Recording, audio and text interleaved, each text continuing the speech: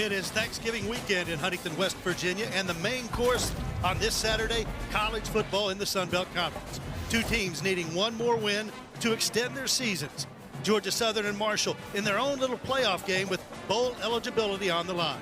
We welcome you into Joan C. Edwards Stadium as the Eagles take on the Thundering Herd. And what a buffet of football we've got for you in the Sun Belt Conference this afternoon, as 6 teams hoping to become bowl eligible, and Marshall and Georgia Southern among that group. And you look at both these teams at 5 and 6 on the season. Bobby Iddings joining us this afternoon in the booth. And Bobby, there's a lot to play for both these teams. Yeah, in the college football playoff era that we are in these days, the bowl games to some programs aren't as important as they used to be. But for Marshall and Georgia Southern, both these teams want to get back into that bowl game, want to really propel themselves forward. A program in Georgia Southern, tons of expectations coming into this season. Not exactly the season it expected. For Marshall, really just trying to right some wrongs from earlier in this season as well. Coaches preach all the time about you only get 12 guaranteed Saturdays or college football days. Each of these teams gets the opportunity to play one more. You would think that'd be motivation enough. Yeah, you've got to think so, and especially on a day like today for Marshall, being senior day. We'll talk about that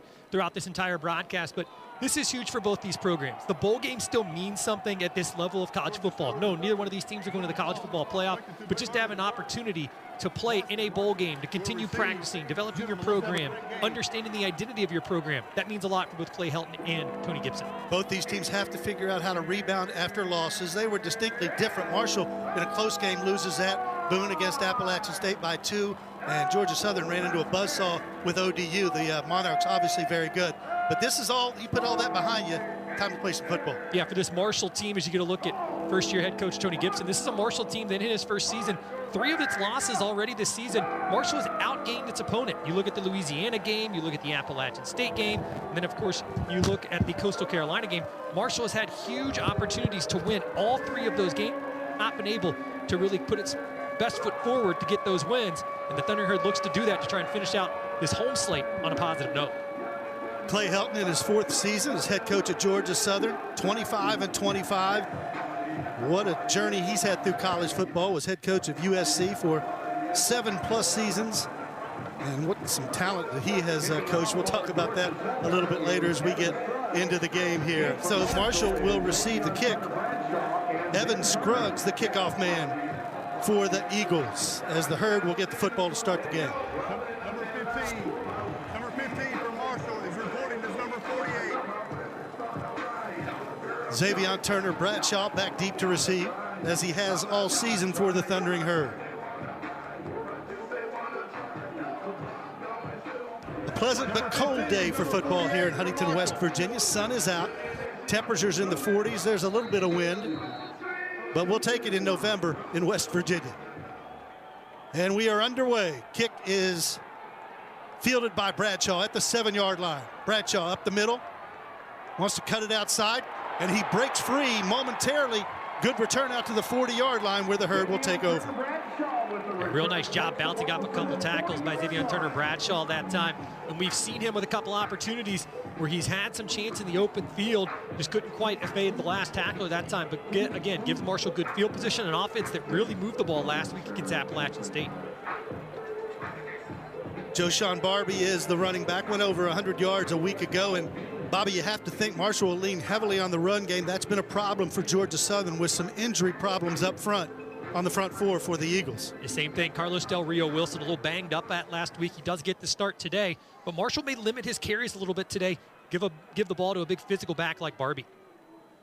There's Barbie off the right side, gets good yardage out to the 46-yard line. Joshawn Barbie with the carry. Taken down by Justin Myers, best tackler in the secondary, nearly the leader on this squad, 74 tackles coming into this one. Marshall loves running the ball to that right side where the strength of its offensive line is. That's where it's been successful the majority of the time this year. They give him 6 yards on first down, so 2nd and 4 for the Herd and Del Rio Wilson. Quick look out to Floyd Lacey. Lacey, though, blown up there, and what a play on the outside. Stop made by number 23, Dorian Smith, and he was right there on the scene.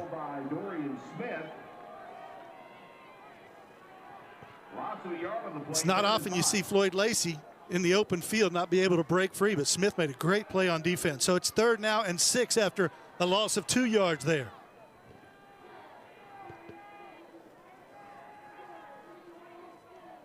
Del Rio Wilson to throw. He's going deep. Got his wideout out there, and the catch is made by Floyd Lacey over the shoulder. Beautiful grab. It's a really good ball placement that time.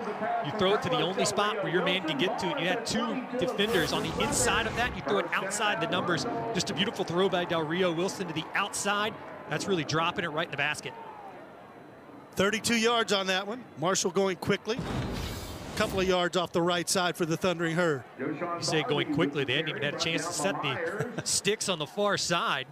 One thing to kind of pay attention to, Eric Meek slow to get up after that play. Marshall's kind of struggled with some rotation along that offensive line at times. You want to be able to see some consistency there as well, just to really set that run game pace. Gain of 3 on 1st down. And this time the give is to Barbie, and that one read perfectly. Stop made along the front line. Beautiful tackle by Davion Rhodes. His 6th tackle for loss on the season. Broke through the line and made the stop. Just trying to read that outside defender that time. That outside defender, there were 2 of them. The D tackle on that side and the outside defender, both kind of crashing right at Barbie, but one right at Del Rio Wilson. He had no choice. Loss of 4 yards, so it's 3rd and 13 for the Thundering Herd. Ball on the 25-yard line. First drive of the game. Jacoby Baldwin goes in motion. Del Rio Wilson to throw. Looks for his tight end, and it was just out of the reach of Toby Payne, and that'll bring on Lorcan Quinn. Bobby, this will be a significant field goal attempt for Lorcan Quinn. From 42 yards out, he could become the single season record holder with his 20th field goal here. Yeah, we were watching in the pregame, just kind of seeing how far out Lorcan Quinn would go. He went about 52-53 very comfortably in the pregame, giving the accuracy, for Quinn this time. Shouldn't be too hard of a kick for him. Ball down, kick is up. Quinn, plenty of leg, obviously, and it is good. And Quinn is the record holder with his 20th field goal of the season. Marshall out to the 3-0 lead. Real good job by Marshall. You want to come out on that opening drive. Just drive the ball down the field as quickly as you can. You get inside the red zone that time, you get backed up. So if you're Marshall, once you get in the red zone, you want to be able to convert that into a touchdown. But nonetheless, you put points on the board early.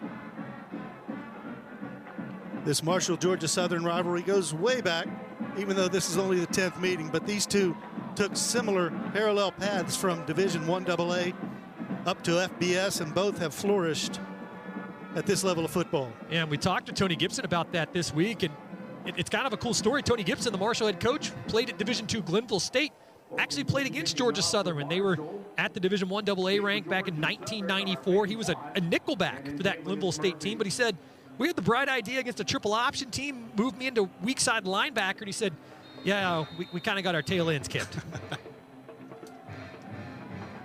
Dalen Cobb, the normal return man, is not in uniform today, so back deep to receive was Peyton Plott, but that one goes through the end zone, as we've seen much of the year from Lorcan Quinn.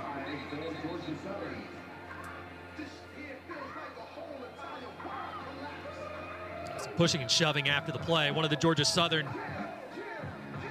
specialists had lost his helmet there, so just something to keep an eye on.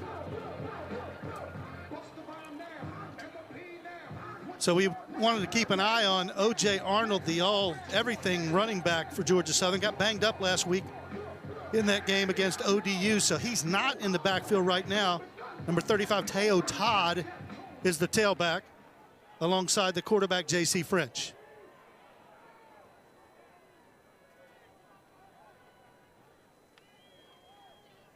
And French likes to throw it, and he's got a bevy of receivers to go to, and that doesn't happen very often. Marcus Sanders goes through his hands. He's a weapon, as is number 0 today, Camden Brown. 2nd and 10 at the 25.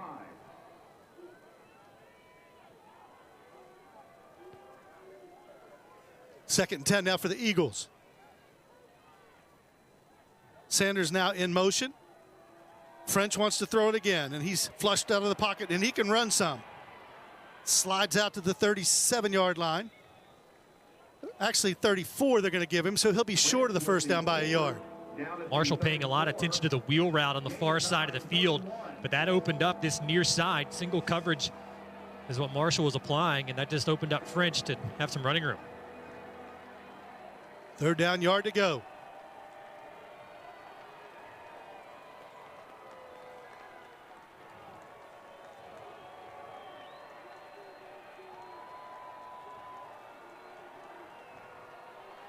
Tight end in motion. Todd gets it. Met there, and I'm not sure. It looks like it may be just a little bit short. And they're going to mark him short, Bobby. Yeah, good penetration on the inside. Tyus Martin, one of the first people right there in the center of that. Marshall just pinching towards the middle of that offensive line of Georgia Southern and is able to slow down the Eagles. And Georgia Southern, no sign of a punt. Clay Helton going to roll the dice here. Why not? Although they are deep in their own territory, or they may try to draw the herd off sides.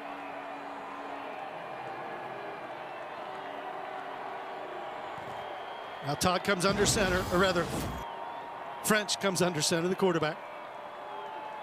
I think drawing off sides is the exact scheme, Keith. I think you're right. Now he takes it over the tackle and makes good yardage, and the drive stays alive for the Eagles.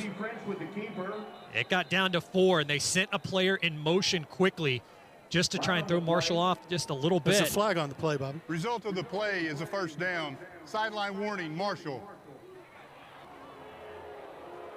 And really, that time, if French doesn't lose his feet coming through the line, he had all day to run. Marshall with all the safeties, all the linebackers up on the line of scrimmage. He's a deceptively good runner, even though he throws the ball very well. First and 10 for the Eagles at their own 43-yard line.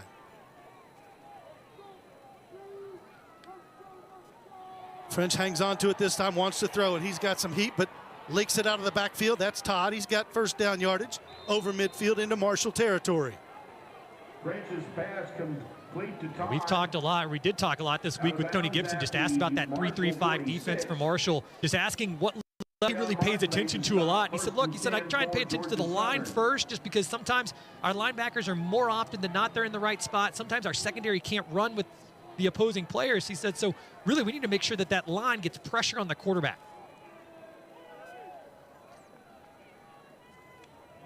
First down, French wants to throw. Now he's got some heat, and he does unload it to Todd again. Jalen Parker initially was there, and Kerryon Martin finishes it up a gain of a couple of yards. That's tremendous effort by Jalen Parker, getting out there, kind of limiting that. There was some free space for Todd that time after he got past Kerryon Martin, but Parker, nice hustle from the middle of the field, getting to Teo Todd. Eagles gone tempo now. Gain of 2 on first down. There's Todd again, breaks through the initial defense and gets close to first down yardage at the 37-yard line. Be third down, a yard to go. 37, a gain of 7. It is third down 1. Datewan Smith on the tackle. Parker made the stop.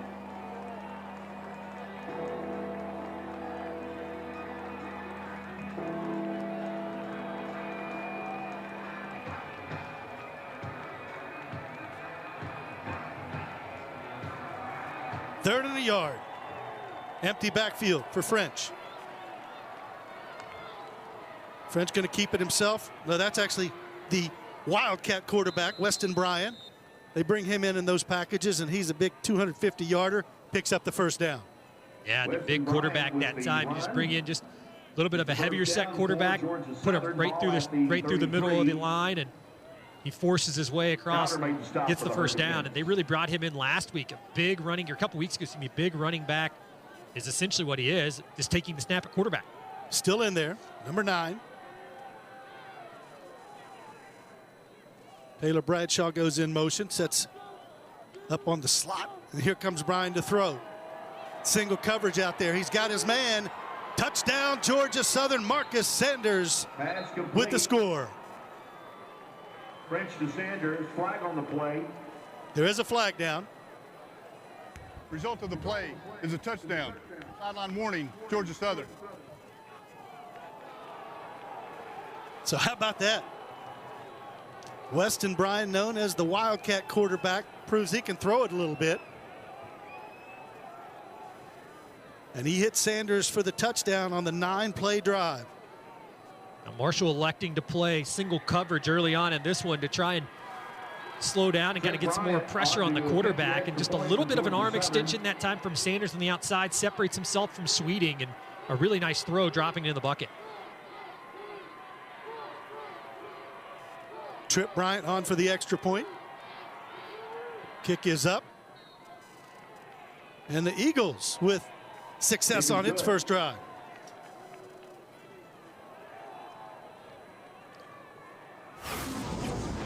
Weston Bryan goes up top. Marcus Sanders, 4th touchdown catch of the season, and the Eagles out in front of Marshall in Huntington, 7-3.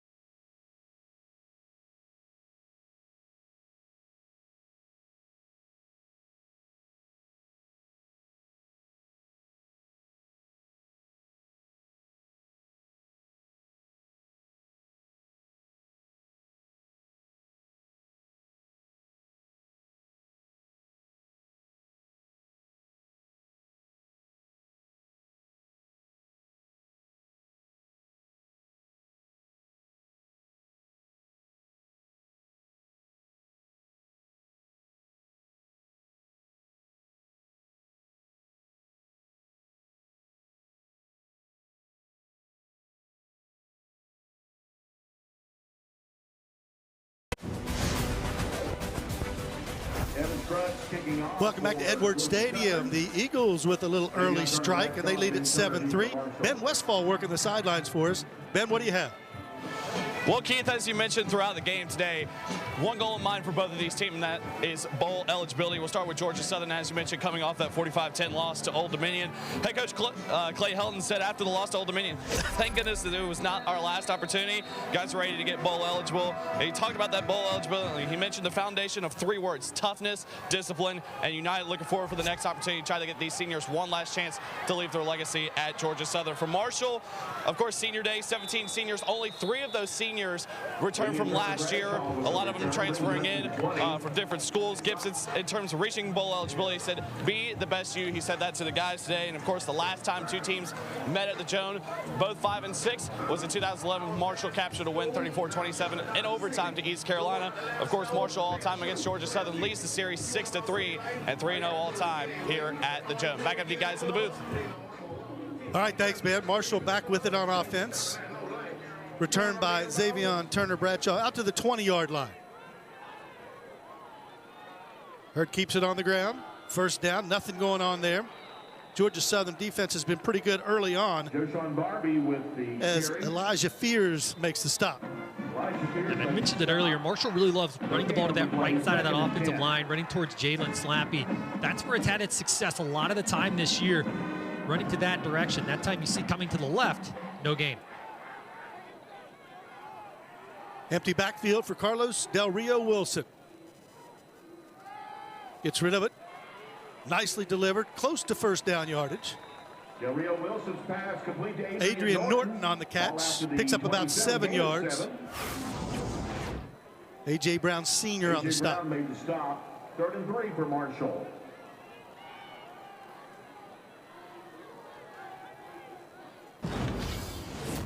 Del Rio Wilson roll in the pocket, and he has to throw it quickly because he was getting heated up back there. Brandon Tyson, the linebacker, coming hard. So that's a good stop for Georgia Southern on defense, 3 and out. Yeah, I like the idea of rolling Del Rio Wilson to that right side of that offensive line. But the problem is on that back side, no one just at least chips that near side rusher, and the near side rusher catches up to him before really the entire route tree could develop. So Nathan Totten into the game. In the punt for Marshall, Peyton Plott deep for Georgia Southern. Peyton Plott back to receive the kick. Plott retreats to his 19-yard line, makes the fair catch where Georgia Southern takes back over on offense. Plott fields the punt at the So the Georgia Eagles Southern 19. with the lead, with the football. You're watching Sunbelt Football on ESPN+.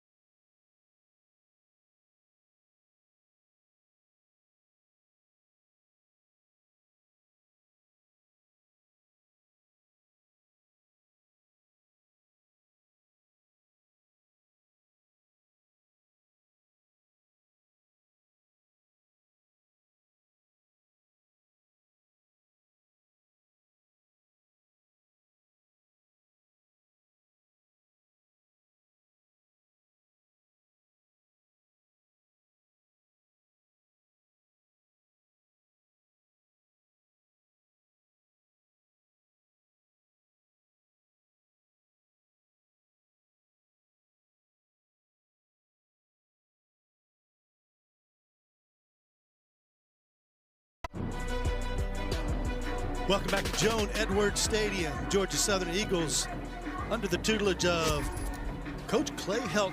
What a resume he has. 4th season with the Eagles. He's 25-25 here. Prior to that, played his football, coached his football for the USC Trojans. A couple of years in a row, Bobby. He won 21 games there at USC. Football family, his dad Kim was his head coach at Houston. His son Turner is a backup quarterback here. And his brother Tyson's the head coach at Western Kentucky. So they love their football.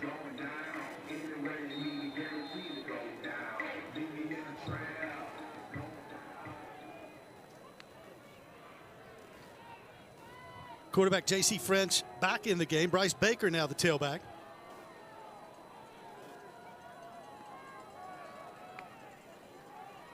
And Baker's got it. Picks up about 3 yards, maybe 2. Over the left side. Bryce Baker, the ball Big hole that time was open for that Georgia Southern offensive line. But a good job also by Cam Smith. On the Marshall defensive side, he fills the hole, goes right to where the running back was supposed to be. Smith meeting Baker in the hole. Senior day for Cam Smith. You know, one of these Marshall seniors that wants to go out on a positive note.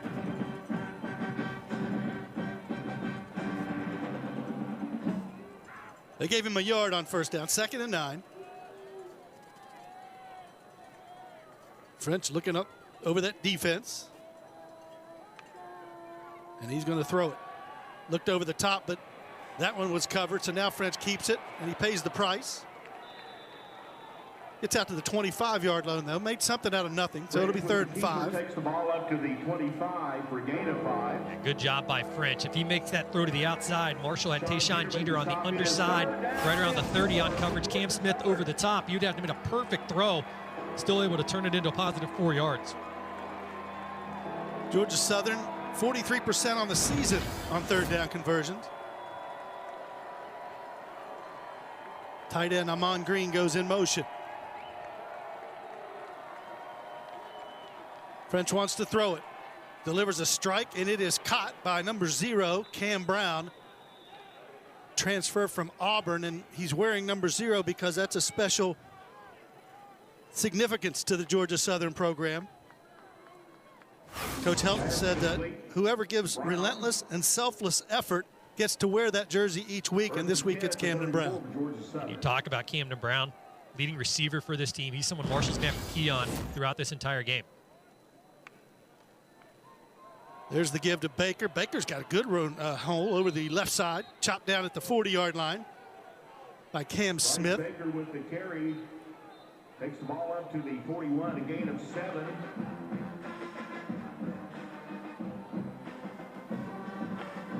Talking about Camden Brown, he leads the Sun Belt in touchdown catches with 12, second nationally. Gain of 7 on 1st down. French wants to throw the other way, and a little miscommunication there with his wideout Marcus Sanders. Yeah, an option route for Sanders that time. He read man-to-man coverage, and French expected him to run the curl to the outside, which would have been open for pretty much a 1st down at that point. But it's an opportunity there. 2nd and short gives you a chance. If you want to throw the ball deep, you can. French was opting just for a 1st down. Just miscommunication between Sanders and his quarterback. So it's 3rd and 3 for the Eagles, trying to keep this drive alive.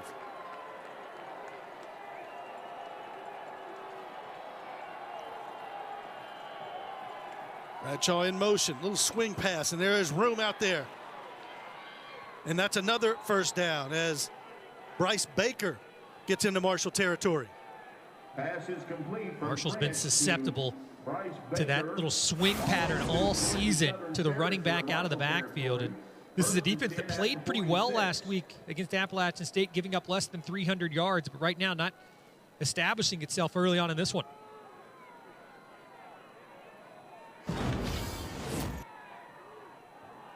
French on 1st down, now in Marshall territory from the 46. Tight end in motion. Baker gets it again up the middle. More good yardage. Another 1st down for Georgia Southern down to the 35-yard line. Dayton Smith on the tackle, but right now Georgia Southern's offense, Bobby, getting the job done. Yeah, Georgia Southern just gashing this Marshall defensive front right now. The 3-down linemen struggling for Marshall along the front. At some point, you have to put somebody up on the line a little bit more, but then Georgia Southern's throwing the ball over top of it as well. French drops to throw over the middle. He's looking for Brown. It is knocked away. Nice play defensively out there by Marshall's Tayshaun Jeter. Yeah, great job by Jeter. Sophomore from Winston-Salem. He just goes up, kind of gets the hand in there, interferes with the ability to catch the ball. And again, this is just a really good hand battle between Brown and Jeter. No pass interference there on either side. And really, Brown had a step on Jeter. You put that ball further towards maybe the first A in Marshall in the end zone, and he's going to walk right under that one. Needs 108 yards receiving today to break the Georgia Southern single season record. 2nd and 10 from the 35. French wants to throw again. He's had a pretty good pocket. This time he is shut down by the defense after a gain of a couple of yards. Tyus Martin was there. Gets down to about the 30. Aquan Crowder getting in and just getting J.C. French off of his platform that he wanted to be that time. Just that little tiny bit of pressure upsets this Georgia Southern play that time. Eagles 3 of 4 on 3rd down thus far. Big one here.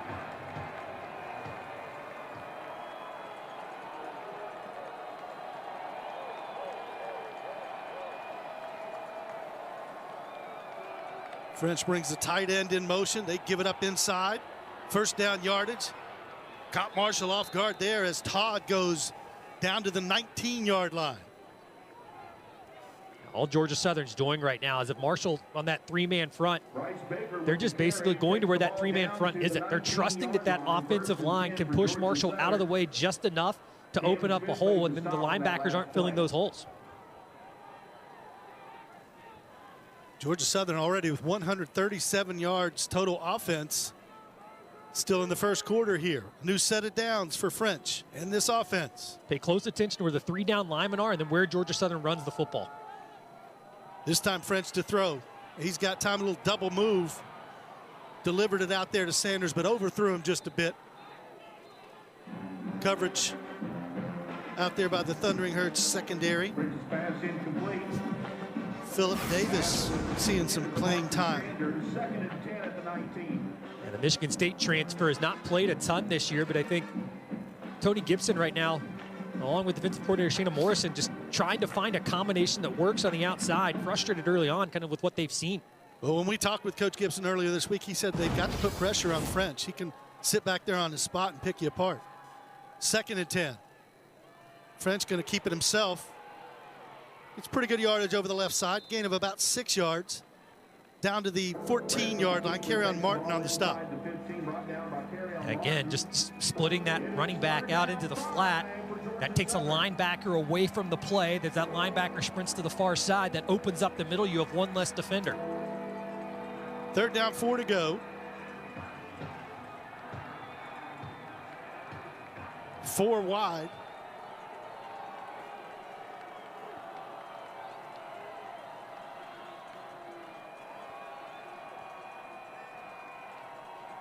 French, a quick look. He's got Brown out there. Camden Brown on the touchdown. Did he hold on? Yes, he did.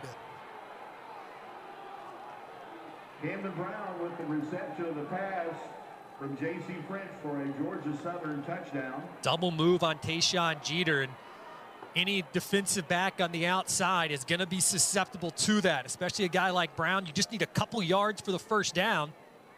Instead, he runs the curl, then stops and goes, and Jeter gets burnt. 14-yard touchdown pass from French On to attempt the extra point for the Eagles. to Camden Brown, the Auburn transfer, 6'2", 200-pounder in his 6th season. And now the point after to go up 14-3. And so the Eagles couldn't have scripted it any better to start this one out. As they take the lead on the Thundering Herd, the pass game working, the run game working, and the Herd trying to figure it out. But right now, J.C. French and the Eagles on target. Back to Huntington after this.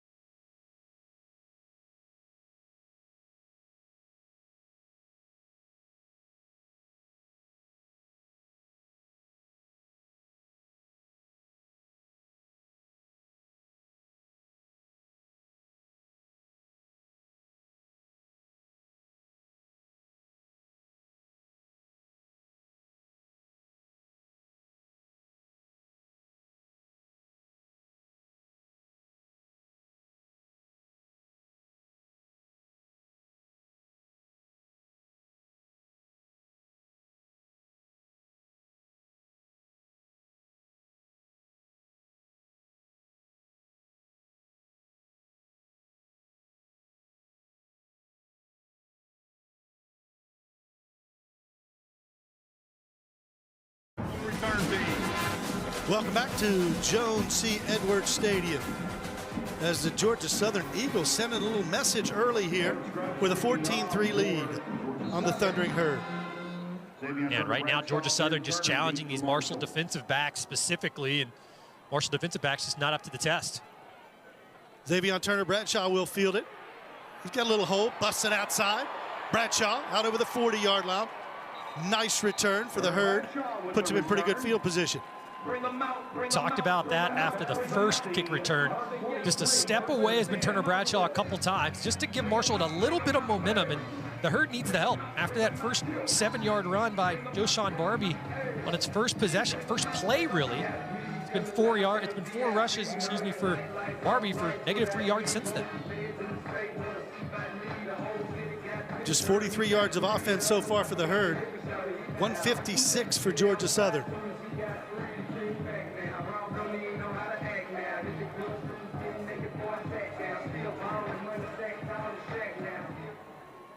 First and 10 for Del Rio Wilson. He wants to throw. Moved out of the pocket. Now he's just got to get rid of it. Georgia Southern doing a good job of getting him off his spot.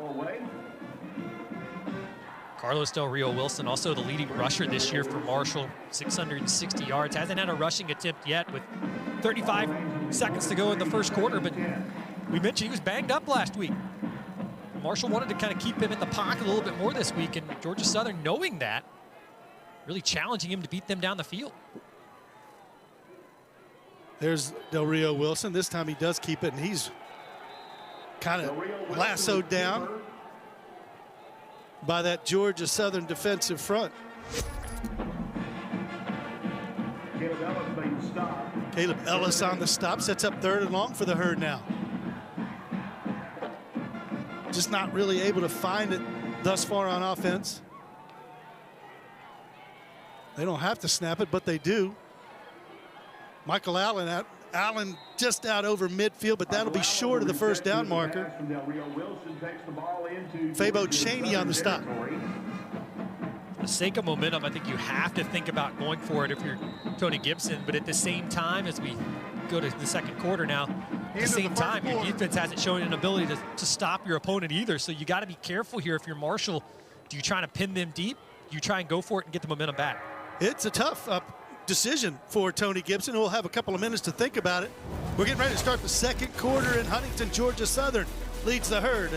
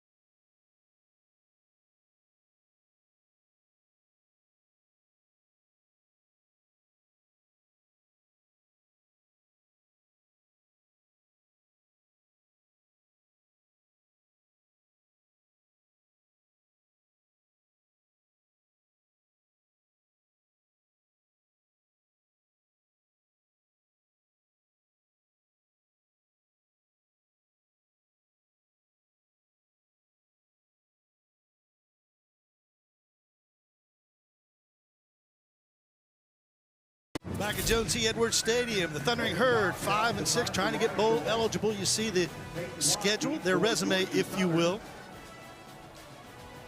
A couple of big wins there against ODU and Texas State, then a tough loss at Coastal and James Madison. One at Georgia State, and that 2-point loss to App State looms large today. Marshall will punt it. They initially a fake. Totten acted like he was going to throw, but that's a really good punt inside the 10-yard line. It's going to trickle down to the 3 where Marshall downs it. So the Herd, probably the right decision, Bobby, to punt that one away. Yeah, that's a really good idea that time by Jackson White, the special teams coordinator. Just kind of snap back to Totten, see exactly what it looks like, and then punt it if you have to. Georgia State's resume on the year. They lost their first 2 at Fresno and at USC. Had a couple of big wins, Appalachian State, home to Coastal Carolina, and then just dominated against ODU, the worst loss they've ever suffered at Paulson Stadium last week. Yeah, this is a Georgia Southern team that really kind of started off on the wrong foot with Fresno State and USC. USC maybe a loss that you could live with. Fresno State probably a team you thought you were on even setting with, even footing with. And after that, again, a big season of expectations for this Georgia Southern team coming into this year. 2 big, long road trips to start the season for sure. Eagles set up at the 3-yard line. French wants to throw it, delivers a strike over the middle. Boogie Trotter on coverage, but that's Cam Brown again. Marshall's going to keep playing man-to-man. They've got to find some pressure getting into French. Yeah, he's a stand-up guy that he will pick you apart. He was set a record for completion percentage a year ago for the Eagles. He's dangerous back there and proving it. And if they're able to run the ball as they have, that's a dangerous combination for the Herd on defense. French wants to throw it again. This time he gets pressure, dumps it off. Gets out to the 21-yard line. Teo Todd on the reception. Pass complete to Todd. Give him about 3 yards on first down. Just give the Lewis make the stop. Gain of 3. 2nd and 7.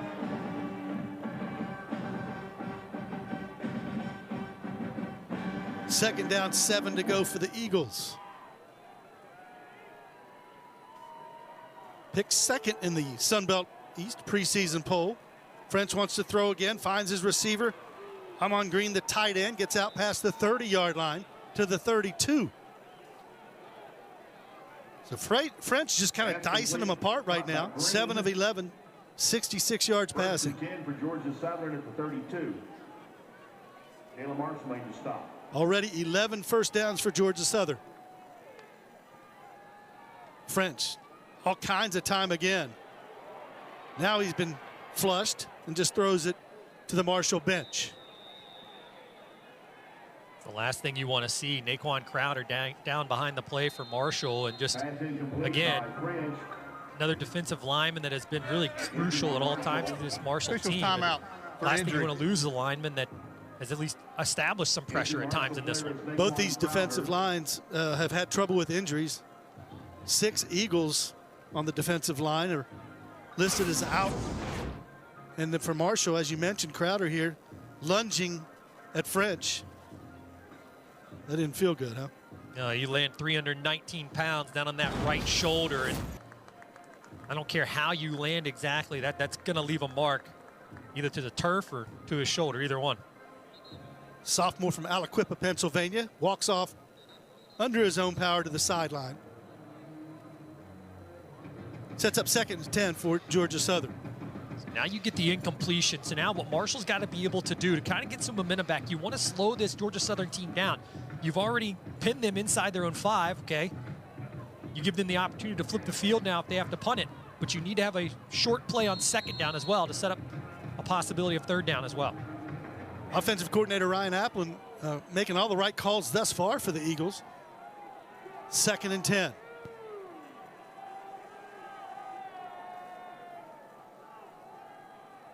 Three wide. Give is inside. Out to the 35-yard line. Dale Todd with the run. That's Todd again on the carry. So another 3rd down. Gain of 3. Smith, You know Tony Gibson wants to get his team off the field here on 3rd down. Big play here for Marshall's defense. and for Georgia Southern on offense. Now Marshall may dial up some pressure here. If you're going to go man-to-man on the outside like Marshall has, you've got to get some pressure on the quarterback. 5 of 6 on third down conversions thus far. Dangerous Brown goes in motion. French to throw. Pretty clean pocket. Now he's getting flushed. And he's trying to get to the sticks, tackled out of bounds. Good pursuit by Jeter on the far side, and that'll be 4th down now for the Eagles. Yeah, Jalen Marshall that time getting after the quarterback. And once he committed to chasing after J.C. French to the outside, no hesitation, takes him down, and that's what you needed to see. You needed to see Marshall finally play some coverage. Only 3 on the down line that time, but Marshall was able to at least get a touch of pressure and good coverage downfield as well. Clay Helton was not happy with the way that unfolded. First punt of the game for Georgia Southern. Dangerous Floyd Lacey back to return for Marshall. He's been really a spark plug at times for Marshall this season in the return game and on offense. Alex Smith, Australian punter, 6'6", a former professional tennis player. How's that? Little rugby-style kick. And Lacey's got it. And he's surrounded by white jerseys. Gets it to the 22-yard line where the Herd offense will take over. 11:33 to go before halftime right now. Georgia Southern on top of the Thundering Herd. Marshall with the football. Coach Helton has some things to say. We're back after this.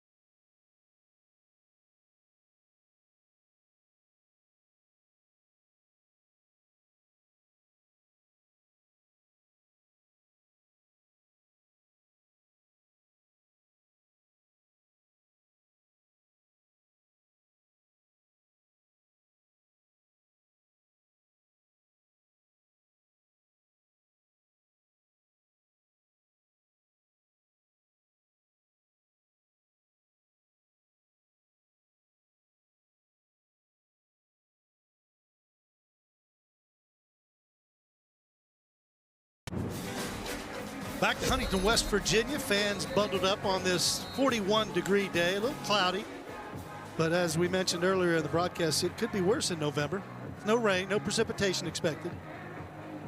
And it would help the fan base if the Herd could get something going offensively. We saw the sunshine a little bit before kick today, but it's kind of evaded us now behind the clouds. For Marshall offensively, Keith, I'd love to see some type of misdirection. We've seen Marshall run a reverse. We've seen Marshall run a halfback pass. We've seen Marshall kind of run that bubble screen pass at times this season. I think something's got to give right now for Marshall to get Georgia Southern off platform. Michael Allen, the running back, alongside Del Rio Wilson. And he gets good yardage, still on his feet, to the 28-yard line. And this is a team, Bobby, that has had trouble stopping the run this year. Yeah, and I think if you're Marshall that time, you see the hard running by Michael Allen. If you're a Marshall fan, what you pay attention to there is you saw the 2 hands, one under, one on top of the ball as tightly as possible after last week against Appalachian State. There he's cut down. Nice play defensively by Georgia Southern's M.J. Stroud. Allen stopped for no gain. That's his 15th and a half tackle for loss on the season. Marshall O-line is not getting the push up front right now that it's used to getting all season. This will be a free play if Del Rio Wilson recognizes. He does. Nice delivery out to Adrian Norton. Did he catch it? And they're marking it as a catch. Into Georgia Southern territory. What a play on a down that was going to be a free down. Yeah, we saw that Georgia Southern sideline saying no catch, but Norton tiptoeing gets Marshall into Georgia Southern territory. Marshall's going to try and go fast. Defense, number 51. Guess you can't that go fast. Decline. It will be first down. You got to wait for the whiteout.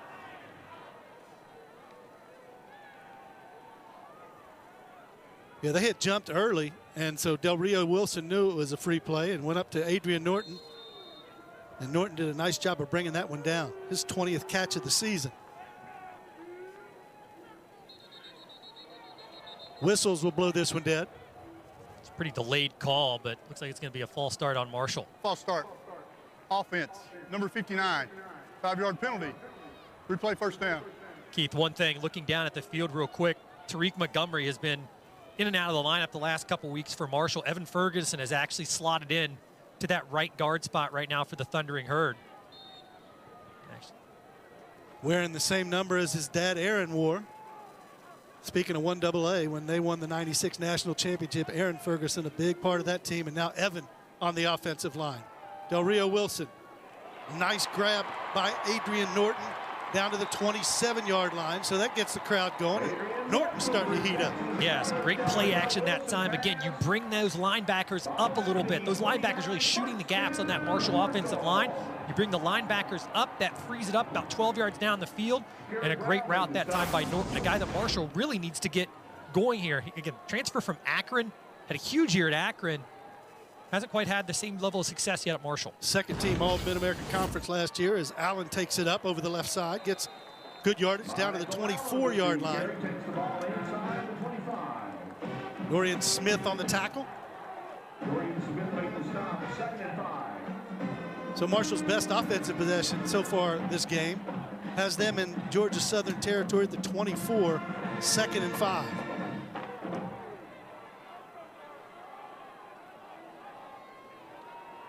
There's a pass deflected at the line of scrimmage. It looks like Elijah Fears might have gotten a hand on it, 94. Or maybe MJ Stroud, one of them got it.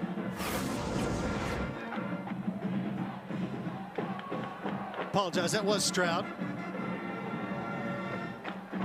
Third down for the Herd. 4 wideouts.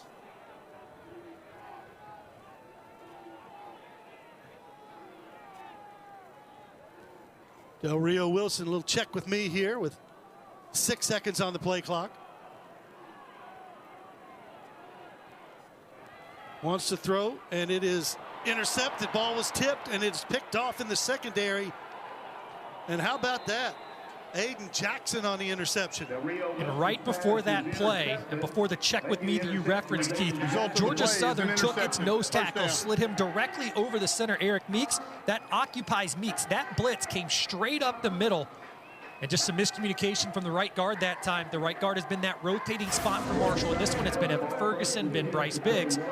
Right up the middle comes that right to the middle linebacker. Well, he had to throw it quicker than he wanted to as Harrington was coming. Third interception of the season for Aiden Jackson.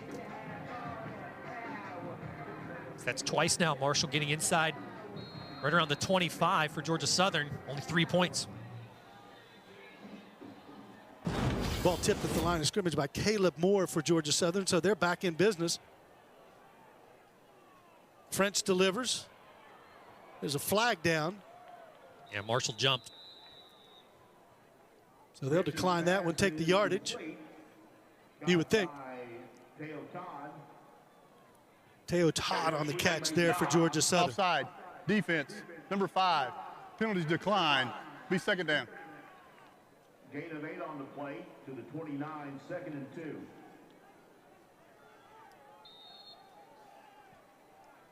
And we see backup quarterback Zion Turner warming up.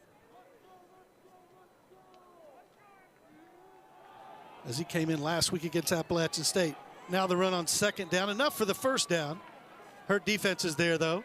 Todd with the carry takes the ball. Todd on the stop. I mean, rather, Teo Todd on the rush. Jalen Parker made the stop. Georgia Southern over 5.5 yards per play right now. Compare that to Marshall, just 2 yards per play. And just right now, the Eagles gashing Marshall every time. They've got him off kilter here, and there's Sanders on the sideline. Breaks free. Ripped out of bounds in Marshall territory down to the 35-yard line. I'm sorry, I apologize, 42-yard line. At some point for Marshall, you got to look to the senior leadership right now. Georgia Southern establishing its presence, and it is just dominating all facets of this game. Marshall now off kilter defensively again. Yeah, they just seem like they're a step behind. Here's French, wants to keep it. Now he throws it to Sanders. Nice little second effort by Sanders. Gets 9 yards on first down. Marvin Myers on the stop. Again, you got to look to the senior leadership. Whatever senior leadership you have, whoever your leaders are in the room, this is a team playing for a bowl game, and Georgia Southern is the hungrier team right now.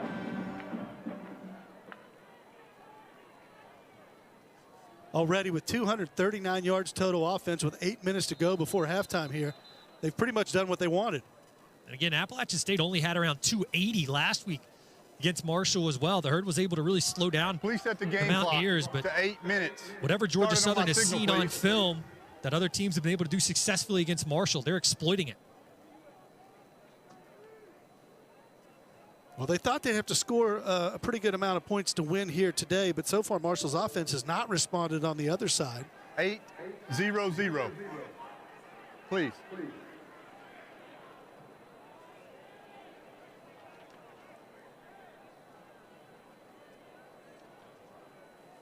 So Jeremy Parker asking for a time adjustment on the scoreboard. And there's some issue right now. The game clock is not working on the scoreboard. And there is no scoreboard to see what to see time the game clock is left. Yeah.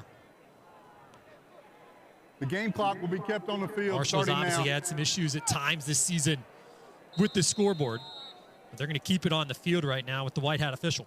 We'll try to keep you posted. French now, 2nd and 1. Swings it out. That's Bradshaw. He gets first down yardage. Hit hard by Kerryon Martin and Tayshawn Jeter. But another first down. Again, it's got to be a win for Marshall. If you can slow down this Georgia Southern offense just enough to force a field goal here, as it's first down, so you got a little ways to go, but Marshall's got to swing the momentum at some point if you want to have a chance in this game.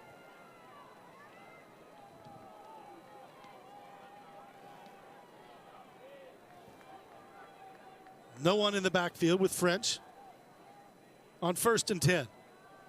And he's had a lot of time to throw, and he's got another chance just to pick and choose. He throws to his tight end. That's Amon Green. Gets about 3 yards. So pretty good coverage in the secondary. But as you mentioned, Bobby, they can't let him sit back there and just pick them apart. Well, that time what happened was J.C. French with an empty backfield. I think Marshall was almost anticipating a draw. It's 3 down linemen. As soon as the ball was snapped, they didn't even rush. They kind of stood there, took a couple stutter steps, and waited to see what French was going to do before rushing the quarterback. And new quarterback back in, Weston Bryan. He's their Wildcat guy, but he can throw it. He already has a touchdown pass. Here's another look. He's got Green out there. Good coverage, knocked away at the last second by Marshall on defense. Dajuan Smith swatted it away. That's a great play by Smith. And again, 2 weeks ago, that's a guy that goes off the field on a backboard. He comes out last week. Appalachian State has a great game for Marshall. 6 minutes Again today, that's a huge play for Dajuan Smith. Seconds. Just knocking that ball out of the grasp. It's a great throw again by Weston Bryan, adding an element to his game. 3rd and 7. 5 and 7 on third downs this afternoon. There's 6 minutes and 30 seconds to go now.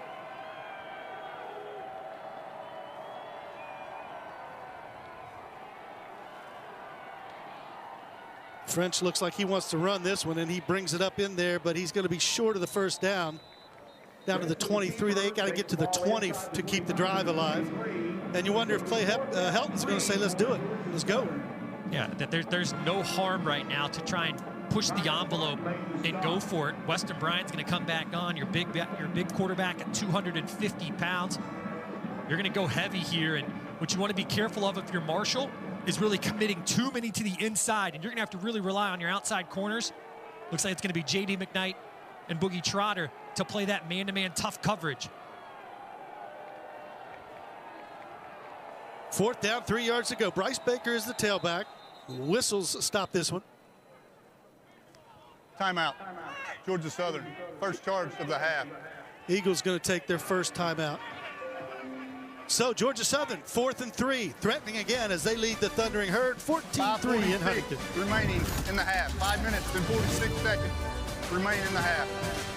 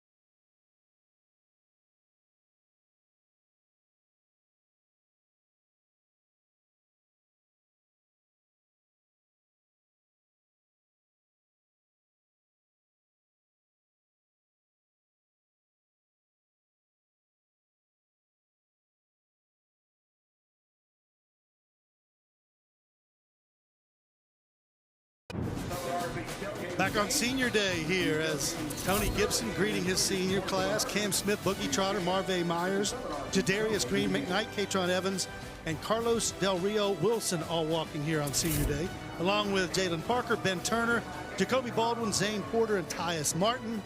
And the rest of the senior class, Carryon Martin, Eric Meeks, Sean Marcus Adams, Bryce Biggs, and Tyler McDuffie. Coach talked about, Bobby, the dedication of these guys who stayed with him when they could have gone elsewhere. And, well, you have a real level of appreciation for that. Here we go on 4th down. Last time Georgia Southern bluffed it, brought a player in motion, then ran it. Eagles have to get to the 20. French wants to throw. And now he's flushed out of the pocket. He's got trouble. And he just throws it away. Good defense by the Thundering Herd, and nice pursuit on the perimeter. Yeah, and you got to give a lot of credit to Boogie Trotter that time. Trotter on the outside, jams his receiver at the line of scrimmage. That throws off the timing of that slant route on the inside. J.D. McKnight on the outside, really following French, not allowing him to get around the outside, which is exactly what he wanted to do once that first option to the slant was not available. Critical stop for the Herd's defense as they're down 11 here. Del Rio Wilson still comes in as the quarterback. He doesn't, to be honest, look like his normal self out there, but he's a gamer. Yeah, the quarterback run game has kind of been not even in play for Marshall at this point. And Georgia Southern knows that. Georgia Southern really challenging him to throw the football, and hasn't been up to the task quite yet. Well, if you take away his ability to run, then you just don't have that facet of your offense as Allen takes it over the 30-yard line. Good run on 1st down. Aiden Jackson on the stop. He's been everywhere, although he looks a little banged up right now. Injury on the field. And really with Carlos Del Rio Wilson, just the quarterback run game not being there. And again, you kind of talked about him walking with the seniors today, talking with some people here at Marshall, just talking with them. He does have an appeal out just to see if he can get another year of eligibility. It's just up in the air. They wanted to let him walk today on senior day just to be safe in case for whatever reason he does or does not win that appeal. They wanted to give them that opportunity to participate in a senior day ceremony.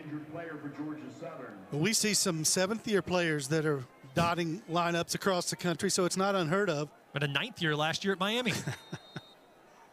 How many years do you get to play these days, Keith? If you're almost 30, should you kind of call it a night? But let's see. There's Joshawn Barbie getting first down yardage, just enough. With the carry, takes the ball to the 34-yard line. Caleb Ellis on the stop for the Eagles. Big drive here, Bobby, for Marshall. If they can get something going, they can get some momentum, and that stop might have helped them as well. Yeah, I think at some point you throw the ball down the field again. Adrian Norton's been your go-to man down the field. But also, if you get Floyd Lacey on some sort of drag route, he's got the speed to create some separation. Del Rio Wilson, plenty of time now, throws a little out route. Boy, and that was lucky to get through the defender. And it is a catch. Lacey with the grab, but right there with him, Fabo Chaney, it went right through his hands, it looked like. Yeah, and I think if you're this Georgia Southern team, you look out there and you say, hey, we should have had an interception there, because that ball essentially just went right through the hands of Chaney. And Marshall's lucky to keep possession. Now they're going to take a look and see if that was a catch. Ruling on the field is a catch for a first down. Previous play is under video review. The replay official this afternoon, Dave Bayag, we had a nice visit with him before the game. He said they look at everything, and this is even what we talked about, possession. And we'll see how it comes out here after the review. Back after this.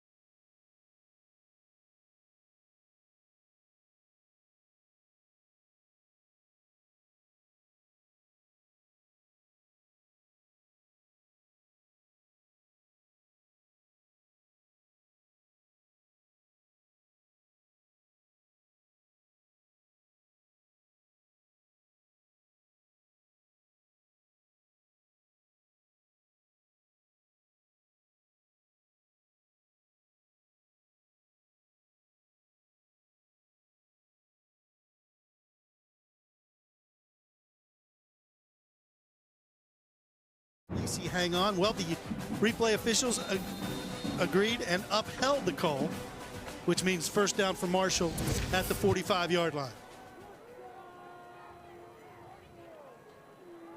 Here comes some heat. Del Rio Wilson nicely gets rid of it. Finds Adrian Norton, who's having himself an afternoon here.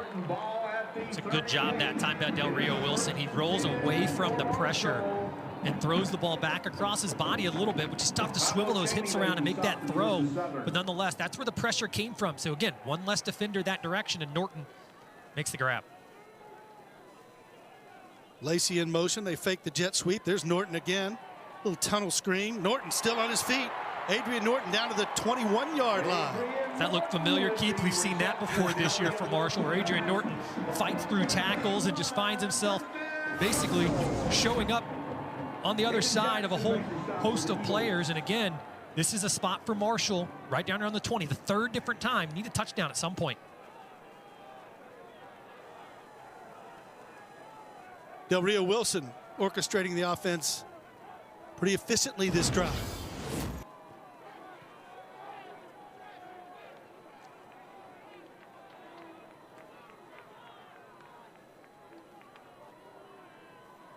Hurd with tight end Toby Payne in the slot. He's just there for blocking purposes. Del Rio Wilson goes deep. Lacey went short, and that's incomplete. Not sure what the signals were that time, but as soon as Marshall changed the play at the line of scrimmage, Georgia Southern picked up on something formationally that Marshall had done, maybe a cadence, maybe just a hot read from Del Rio Wilson. But as soon as they heard that, you saw Georgia Southern reacting. So it's 2nd and 10 from the 21-yard line. 2:58 to go before halftime. Hurd trying to cash in here against the Eagles. Here comes a blitz, and they run a reverse. Del Rio Wilson out to throw a block. Lacey with it inside the 10-yard line. Floyd Lacey dives to the pylon, comes up just short, but Marshall will have it inside the 10. And that is exactly what I talked about earlier, Keith. Marshall needed to run some sort of misdirection just to open up the field a little bit for itself. You get it into the hands of one of your main playmakers on offense, and Floyd Lacey. So Hurd sets up shop, 1st and goal from the 7-yard line.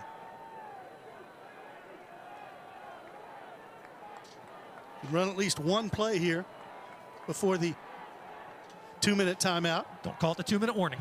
No. Barbie with it, but he's wrapped up immediately and taken down. And with a healthy Del Rio Wilson, that's probably a game or a play in which he keeps that, doesn't hand the ball off, and he walks into the end zone. Georgia Southern, please put 2:14, 2:14. So Georgia Southern clock, calls a timeout, which means Marshall will get another chop at it. Stop there made by Davion Rhodes. Thank you. Made a nice play, got good penetration.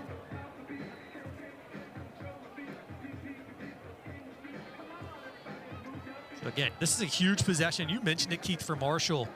Just for momentum, just for the sake of momentum right now for this Marshall team. You want to be able to put the ball in the end zone, see that you can actually get across that white line, get to pay dirt, because it's just a mental thing right now for Marshall. You've obviously started slow in this one. You've given up almost 250 yards in this first half. You don't want to be able to put yourself behind the 8 ball too much further. You want to get yourself back into this game, and really if you're Tony Gibson and you're able to go in with just a 4-point deficit, and again, there's still a lot of time to go before the half, but if you can go in just on that right foot, you're going to feel a little bit better. Well, and credit Rod Smith, offensive coordinator this drive. He's had to do some different things to move the football. Marshall still hasn't really been able to run it effectively on the Eagles, just 41 yards rushing. But now things tighten up here inside the 10-yard line. Yeah, you don't want to get down to 3rd down. Marshall just 2 of 6 on 3rd down so far in this one, Keith. So really you want to get as close to the goal line as you can here, if not score. Give yourself a chance. Could be Toby Payne territory. There's the option pitch. That one gets maybe a yard. Good stop there on defense. Justin Myers on the scene. Yeah, the option to the short side of the field that time. And again, I think Marshall was relying on the fact that the fake reverse would maybe open up that near side and just didn't quite get there. No doubt things get constricted down here, this end of the field, when you're this deep in the opponent's territory. So it's 2-minute timeout. 2-minute timeout upon us. And it'll be 3rd and goal from the 7-yard line. Thundering Herd trying to punch it in. Georgia Southern with other thoughts. They lead it over the Herd, 14-3.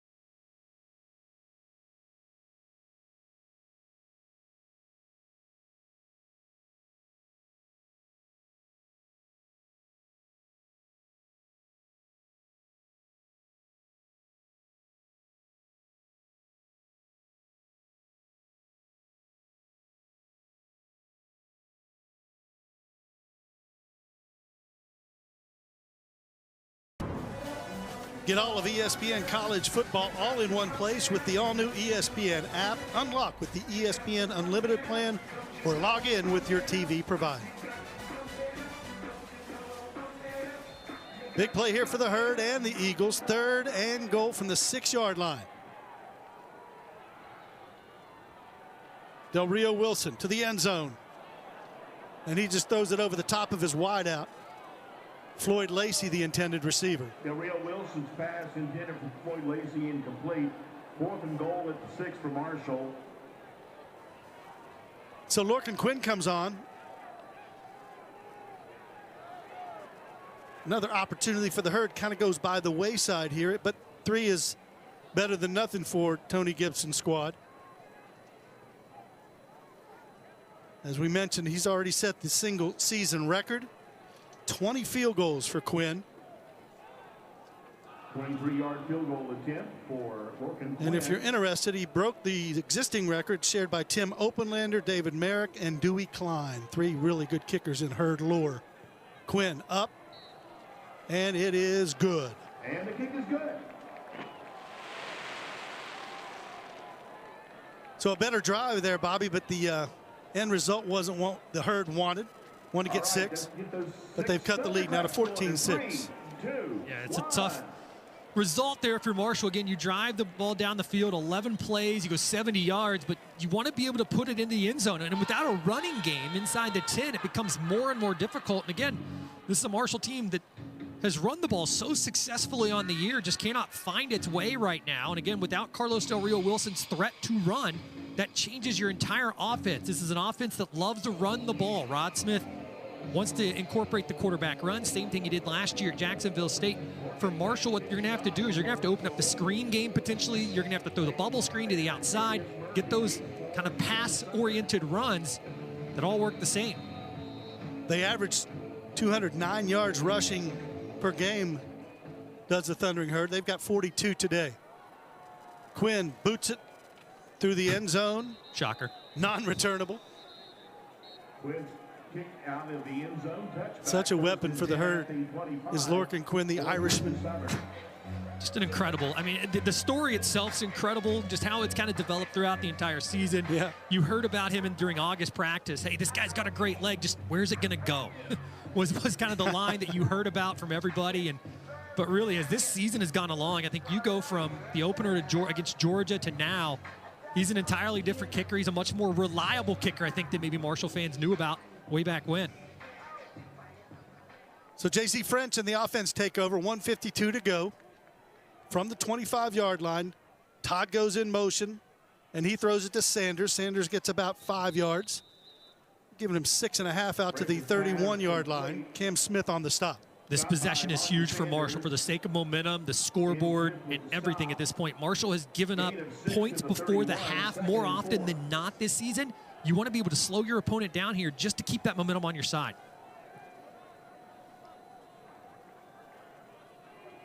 Herd guy with all 3 timeouts remaining.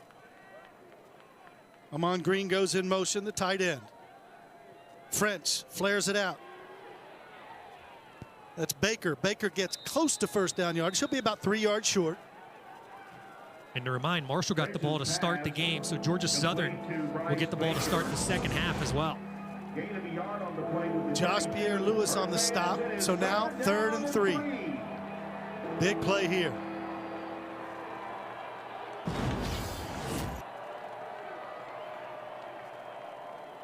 French wants to throw. He's got some time now. He just tucks it up, runs for first down yardage out to the 39-yard line. Every single time J.C. French gets any amount of pressure, if there's nobody in the center of the field, he just takes off up the middle, gains what he can, or he dumps it off to a running back. It's real simple. He still wants more over the middle, finds his wideout. That's Cam Brown. Brown still with the football down to the 30-yard line, 32-yard line before he's stopped by the Thundering Herd. Camden Brown with the reception of the French pass takes the ball into Marshall territory. Ball at the 32. Ryan Applin in this offense not satisfied to sit and let the clock go before halftime. They're going after it. Going to push near 300 yards in this first half. French to the sideline. It's Brown again. He just overthrew him. He was open. French's pass incomplete. And right now, if you watch, when Boogie Trotter's on the field, whoever Boogie Trotter has coverage on, Georgia Southern's not really challenging Boogie Trotter. They're challenging Daryl Sweeting, Marvay Myers. They're challenging Tayshawn Jeter and really pushing this Marshall defense to the brink. Well, Brown will challenge just about anybody that he goes up against. Very talented. Had 3 touchdown catches in that game against Coastal Carolina, all from different quarterbacks.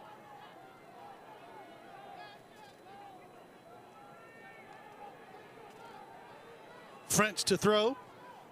A wide out is out there, but it is defended well by Marvay Myers. Incomplete. Marshall brought pressure that time, getting some pressure on J.C. French, moves him out of his spot that he wanted to be in and just a tad bit off target.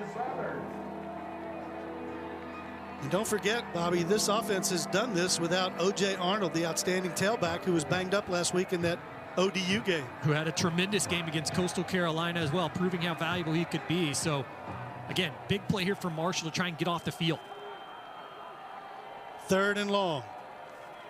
French to throw. They only rushed 3, so he's got time, and now he's flushed out of the pocket. Cut down there by Boogie Trotter, well short of the first down. J.C. French gets a yard. It'll be a 49-yard field goal attempt if they decide to do so. Jabril Alameen made the stop for Marshall. It is 4th down and 9. Clock still running. Marshall's going to take all 3 timeouts to the locker room here, even though that Georgia Southern gets the ball to start the second half. I think that tells you just kind of where Marshall's confidence level is right now with his offense. Timeout. Timeout. So you got to believe the Eagles are 3rd going and to try final. a field goal 30 here, seconds and late. which would be 48 yards. Trip Bryant's long this year is 46. Nonetheless, Georgia Southern putting itself in position to score some points before the half to, again, make it a 2-possession game before the second half starts. And then the Eagles have a chance to even extend their lead further. And, again, if you're a Marshall fan, if you're a Marshall player, you got to dig deep at some point. You've obviously had one of your halves this year that you don't want to remember, you don't want to talk about. So for Marshall, you've got to go into that locker room. You've got to figure out something that's going to slow down Georgia Southern. 292 yards right now, Keith. And Marshall wants to be able to slow down this field goal attempt. But as you mentioned, Bryant's got the leg.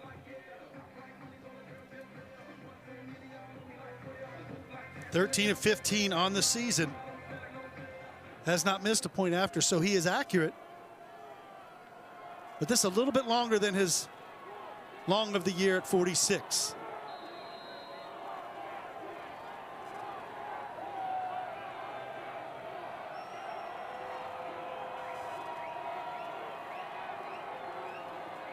Snap down, kick up.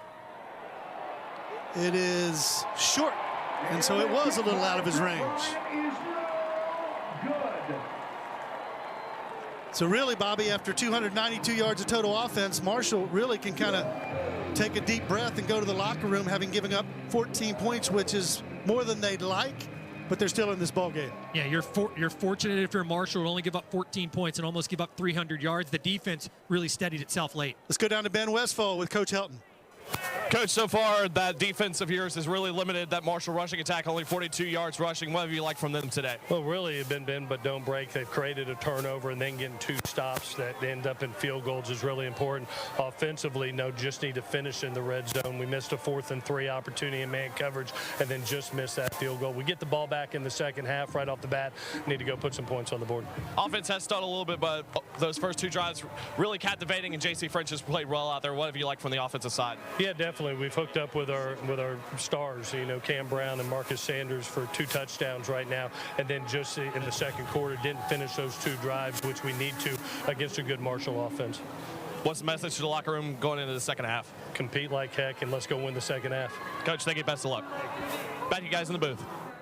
Thank you, Ben. Thanks to Coach Helton as his Georgia Southern Eagles lead it over Marshall's Thundering Herd. We're at halftime in Huntington, West Virginia. You're watching Sun Belt Conference football on ESPN+.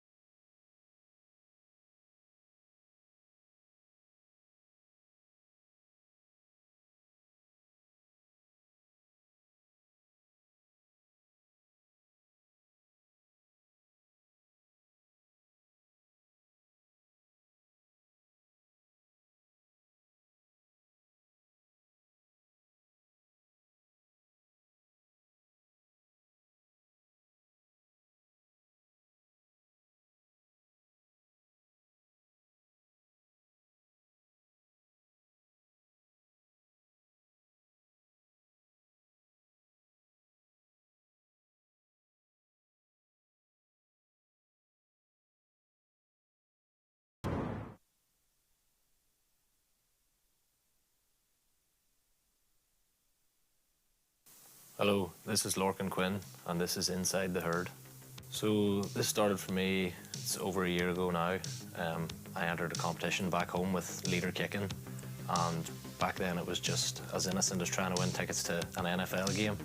So went to the competition, done well, didn't win it unfortunately, but the coach tag leader of leader kicking, he saw something in me, and me along with another group of lads, he basically got to work with us, and he's like, there's opportunities here for you lads over in America.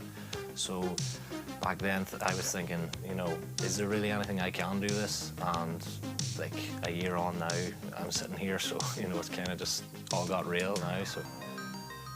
So yeah, basically everything coming over here was a first, you know, with all the gear in the locker room, from the loop. I didn't even know how the loop worked. Had to get teammates to help me put my pads on and, you know, things like that there. So essentially everything's a first, and looking back now, I'm happy with a lot of the things that I have got, like, incoming here. Like, first ever field goal attempt was 50 yards. If you had told me I was going to get that, I would have pulled your arm off to take that opportunity. So I'm really happy with the way a lot of things have went. Yeah, and the fact that he held, essentially he's directly in the middle of that operation, so he knows what he wants from the long snappers, from the kickers, and he's the man in the middle. And like, I'm just going to guess that he's passed a lot of knowledge on the top, because the top is a phenomenal holder of the ball, so I could only guess that he's give him, you know, a lot of pointers there. And I believe Coach White was a great holder in his time, so yeah, massive that he's actually been there, the man in the middle. I'm not sure in terms of like specialist coaches how many of them have actually played a role, so that's huge for us. Yeah, the ceremony just showed how like everyone here in the town is so, like, the football is such a huge part of it, and like, you know, the ceremony gave me goosebumps to show how much people actually care about this football program and the 75, and like the huge turnout just goes to show how much the people do care about that. So it was a really nice, special day.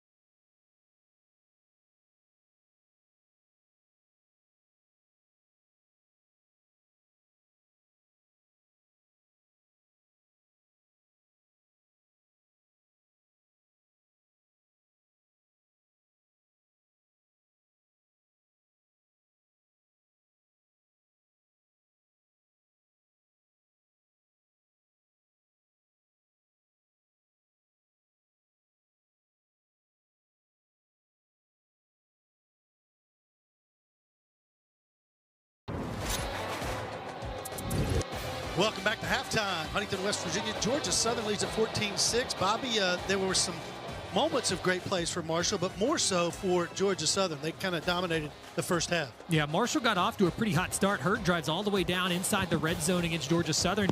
But after that point, the Georgia Southern team that just took control. And you really look, what did Georgia Southern do? Georgia Southern just ran the ball. They threw the ball. They did everything they wanted to offensively. Now, towards the tail end of that second quarter, the Marshall defense did seem to kind of stiffen its back up a little bit and slow down Georgia Southern. But the damage has been done. This is a Georgia Southern team right now that has Marshall on its heels. Both teams fighting for bowl eligibility. And again, right now, Georgia Southern just has seemed like the hungrier team in the first half. But nonetheless, Marshall able to keep it down to a one-possession game as we head to the half. And for the Marshall side, as you get a look at Carlos Del Rio Wilson completing a pass to Adrian Norton, the quarterback run game just isn't there. And it's been a big piece of this Marshall offense all season. What does Marshall do about that? If you keep Carlos Del Rio Wilson in the ball game, you're going to have to find that run game somehow. Do you just continue the traditional run game up the middle? Do you throw the bubble screen? Do you throw the halfback screen? More misdirection, which is what we saw at the tail end of the first half as well. We'll see. Rod Smith has got his hands full here to see exactly how he wants to go about coaching in this second half. But the long and short of it, Bobby, is you got to feel fortunate if you're Marshall to be down only 8 points. As we mentioned, Georgia Southern sort of had its way. They missed the field goal there at the end of the half, had an opportunity in the red zone they didn't take advantage of. And if you just look at the stats, you see where the Eagles nearly 300 yards of total offense, doubling up Marshall in first downs and the time of possession. So the half belonged to them, but this is still very much a ball game. Yeah, Marshall with 2 different 3-and-outs in that first half. Her defense was on the field quite a bit in that first half of play. And if you're Marshall, you want to see your team come out to begin this second half. You want to see another defensive stand. It is a really mighty task for this Marshall team against the Georgia Southern team that really kind of looks like the team I think that everybody expected to see all season. Now we have to see what is Marshall going to do to begin this second half. Thundering Herd coming out of the locker room. Again, they'll be on defense first to start the half.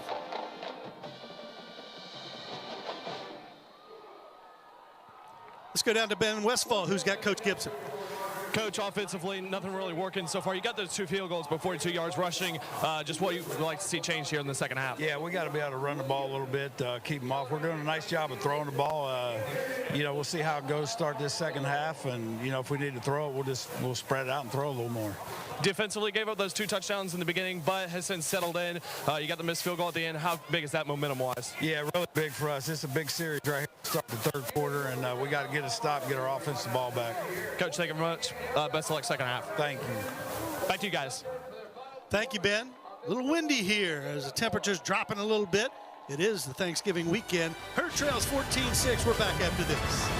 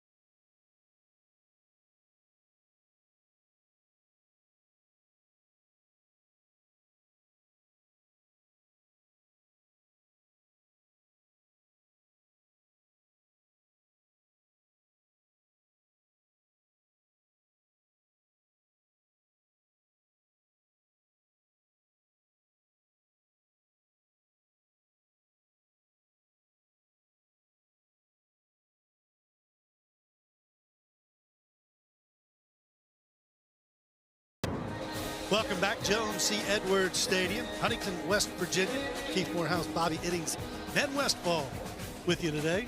Hurd getting ready to kick it off to Georgia Southern. Eagles lead at 14-6. Peyton Plott back to receive the kick at his own goal line. See if Peyton Plott even has an opportunity, as Lorcan Quinn and touchbacks have gone hand in hand this season.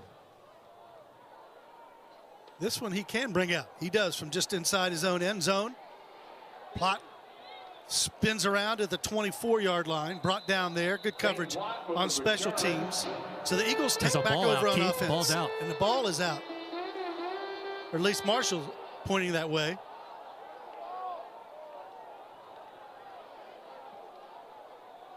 No signal from the referee.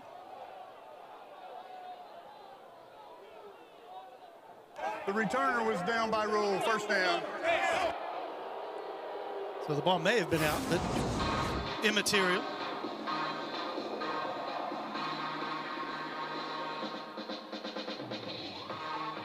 Hard to see where it does come out, but Plott was down, so it'll be first down for Georgia Southern, 24-yard line.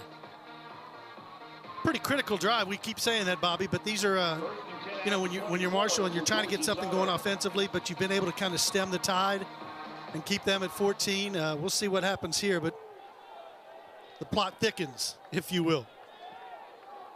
Yeah, it's a day where you have to create your own atmosphere just with not a sizable crowd on hand. Marshall's going to have to create its own momentum or continue to right now. Teo Todd goes in motion. French, though, delivers over the middle, complete to Cam Brown, who in the first half became the single-season yardage record holder all-time in Georgia Southern history, as he now has 66 yards receiving prior to that catch.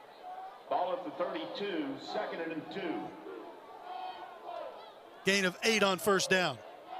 French again, little screen pass, and he's got room. That's Brown again, close to midfield. Boogie Trotter brings him down, but they're going to ride Brown as long as they can. Taylor Bradshaw, great job on the block on the outside that time to spring Brown, and without that block, Marshall probably cuts him down in the backfield, but Bradshaw just getting in the way of the Marshall defender.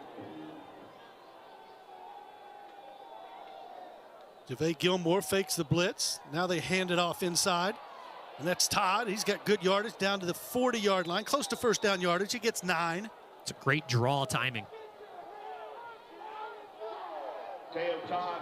Eagles have come out with a nice pace here in the second half on offense. Cam Smith made the stop. There's Todd with it again over the right side rather. JaVale Gilmore stops him, but he gets first down yardage inside the Marshall 40. Yeah, I think if you're Marshall right now, and the linebackers was something Tony Gibson talked to us a lot about. He needs his linebackers to be in the right position. You've got to have someone just step up into a hole and commit to a process here. The play action is keeping Marshall off balance. At some point, you just got to really attack a gap and go after the quarterback.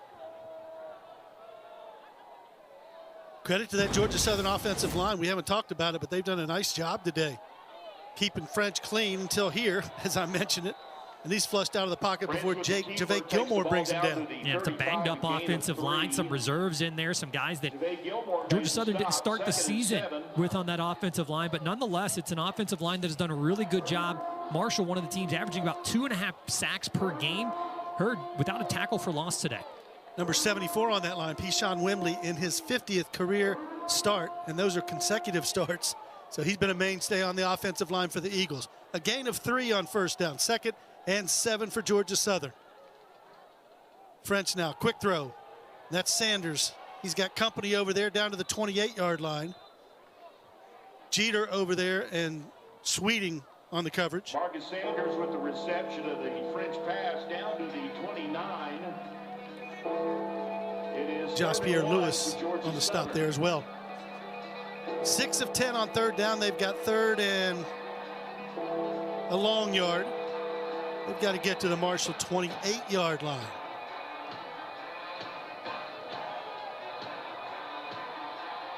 French with an empty backfield. He's been running quarterback draw a lot this game. We'll see if he does it here. No, he just swings it out to his favorite target, Cam Brown. First down yardage to the 24, 23, still on his feet. inside the 20 as he did not give up.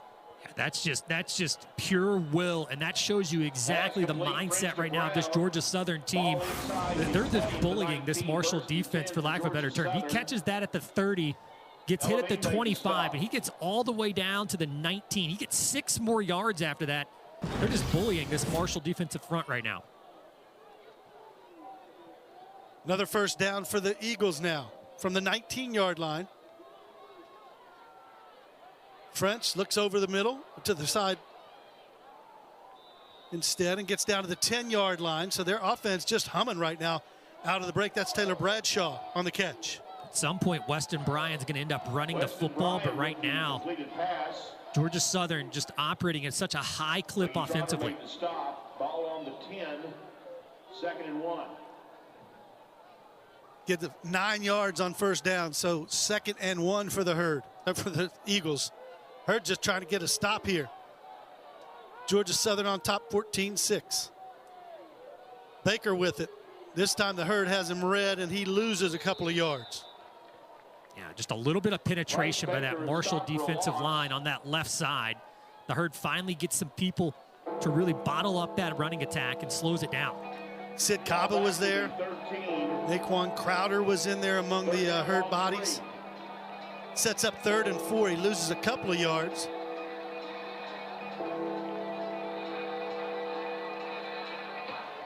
Another big down here with the Eagles up by 8.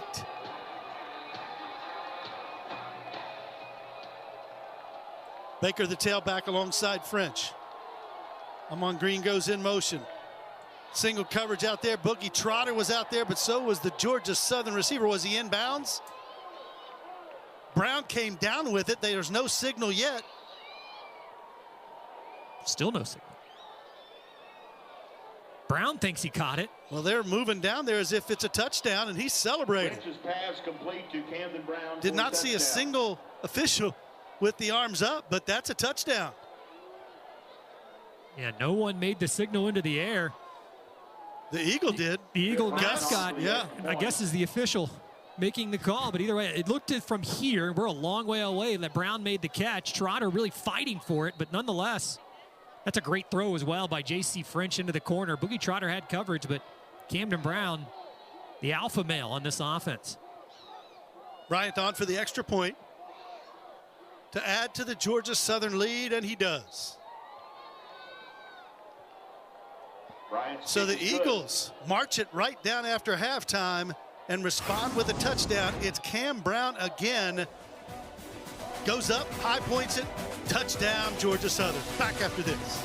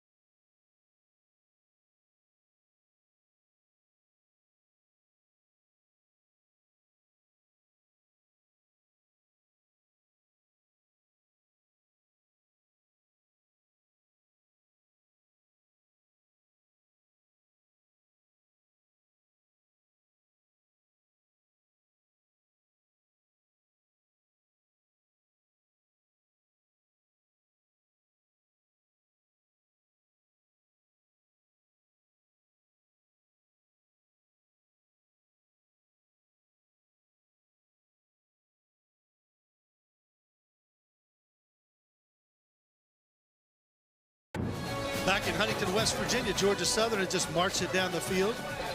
21-6 now they lead it over the Thundering Herd. Evan Scruggs kicking off for Georgia Southern. Just what Clay Helton wanted, Bobby, and Tony Gibson conversely wanted that stop. But Georgia Southern has sort of held control of this game from the get-go. Yeah, Clay Helton kind of talked about it. We're going to have to score some points to win. Marshall thought the same thing, and really, Georgia Southern hasn't been super efficient with the amount of yards it's gained in terms of scoring. They've just been able to slow down Marshall, and again, the absence of the quarterback run game has really hurt this Marshall offense today, as well as Georgia Southern just being efficient on offense itself. Xavier Turner Bradshaw inside his own 10-yard line, gets a good return. He's done well for the Herd, gets him out over the 30-yard line. And in our conversation with Coach Helton last night, he said, look, we've got a chance to be bowl eligible for 4 years in a row, first time in school history. We kind of talked about the absence of the quarterback run game for Marshall, and the Herd's going to have to change it up a little bit here with Zion Turner. Congratulations to the Sun Belt Conference Women's Basketball Player of the Week, Tamaya Lewis-Utsi. 17 versus Salem, 17 versus USC Upstate, and 18 versus IU Indy. Congratulations to Maya Lewis Utse. So Zion Turner now will operate the offense, and it's not going well so far. That is Michael Allen stopped for a loss of 2 yards. Dorian Smith on the stop, and that run game just has not been able to get untracked. Again, a very successful Marshall run game all season, and just Georgia Southern, one of the teams that struggled against the run all season. Just the Eagles slowing Marshall down every step of the way. Turner wants to throw on second down. Gets it out to his tight end. That's Toby Payne, his first catch of the afternoon. Still sets up 3rd and 9 for the Herd. And again, I think what you're going to see is you're going to see Georgia Southern really heating up Zion Turner in the backfield. They're going to make him make his reads and get the ball out quickly. And Marshall's going to have to throw some screens. And right now, set up with trips to the near side. That's what Marshall usually likes to throw, that bubble screen. Turner with plenty of time now. Over the middle, he finds his receiver who initially had it, D.D. Tamaraz, but he fumbled the football. It'll be ruled a no catch. 4th down. That was actually a great job that time by Turner, kind of sitting back in the pocket, completing it across the middle to Tamaraz, but an even better play by the defensive back to poke his hand in there and knock it away. It was well delivered by Zion Turner. Here's another look. Yeah, just going through the reads. He had a couple players near side. Tamaraz has had a couple drops like that at times this season, but again, it gives you a little bit of confidence in Turner that he's able to deliver if he has to from the pocket. And a nice play by Tracy Hill there to kind of dislodge the ball. Peyton Plott back to receive this kick from Nathan Totten. Totten hits a boomer down to the 11-yard line, and Plott can't get away from the Herd special teams coverage. Good work down there as Georgia Southern has the football back. Cam Smith and some of the Eagles and Jacoby Baldwin with some after-play extracurriculars.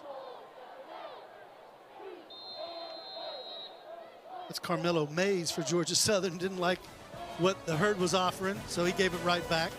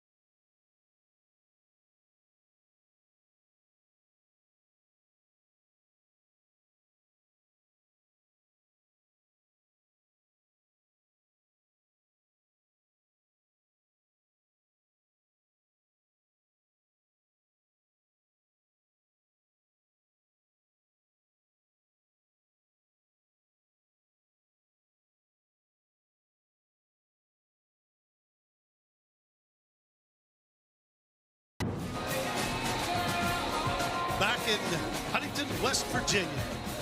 Late afternoon, November.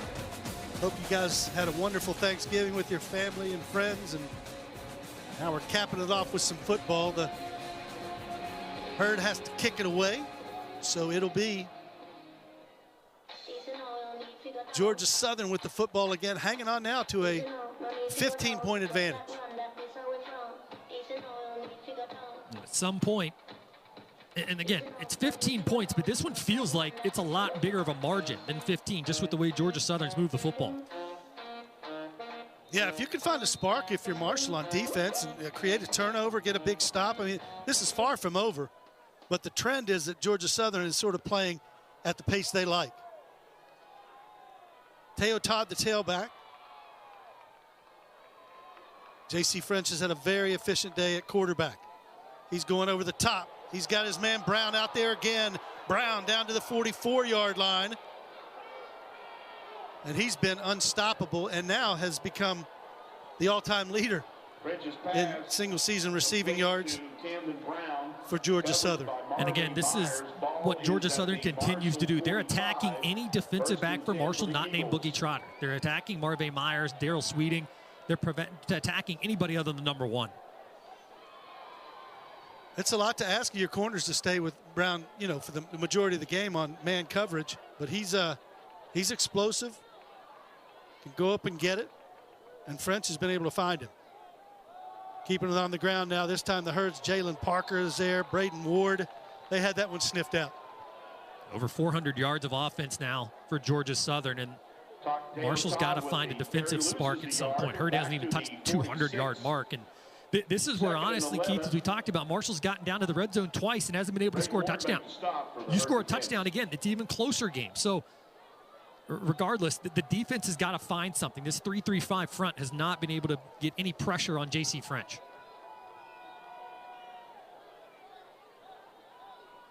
Loss of a couple of yards, so it's second down, 12. French on the run, going to the sideline, and Daquan Smith came over to help. They said if Brown's going to run wild, I got to go over and give my man some help, and that's what Smith did there. Yeah, just the second tackle for loss on first down that time for Marshall. And again, that sets Georgia Southern up behind the sticks. And if you can just get this team out of script, that's what you want to do. This is a huge third down in this one. But third down, where Georgia Southern's been extremely successful this afternoon. 8 of 12 so far this game against the Herd. So third down's been good to Georgia Southern. But this is one of those situations where you expect to maybe see Braden Ward get some pressure. They haven't gotten a lot of pressure on the quarterback. Here comes Ward over the middle, Bo. They find Sanders. Sanders breaks free into the open and bulls his way down to the 15-yard line. Sanders gets inside of Sweeting that time. Just a really, really good route by Sanders. That's two receivers now over 100 yards for Georgia Southern. And Braden Ward got some pressure there. The bull rush on the near side, but J.C. French just way too comfortable in the pocket, just delivering strikes. 1st and 10, Georgia Southern. Marshall with 27 sacks this year, not a sack today. Neither team has a sack, in fact.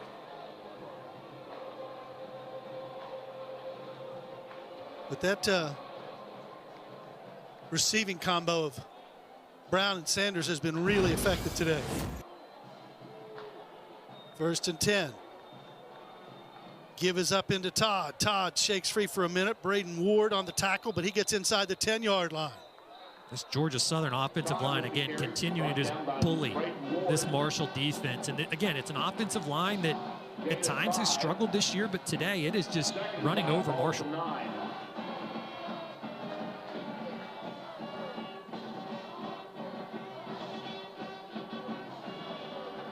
Second down and 5 after the gain on first.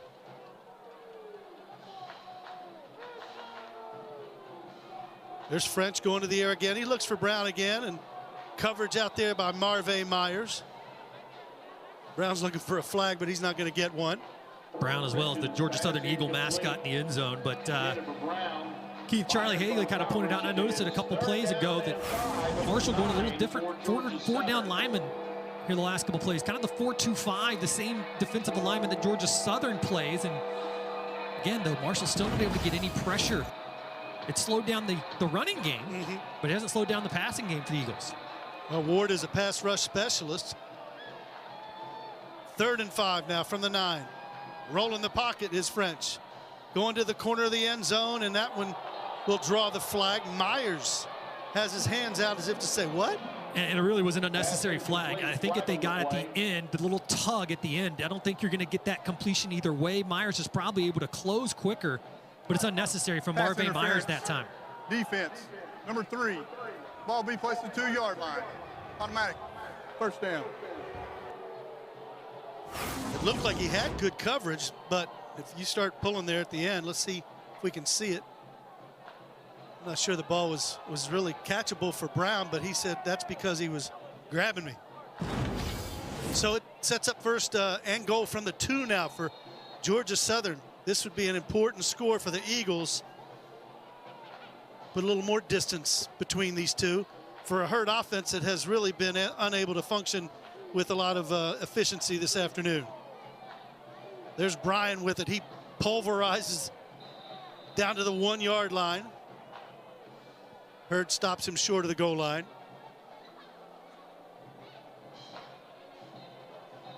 He'll come out after one play. Weston Bryan with the carry takes the ball to the 1. 2nd and goal. And French is back in. French 22 of 33, 292 yards and 2 touchdowns.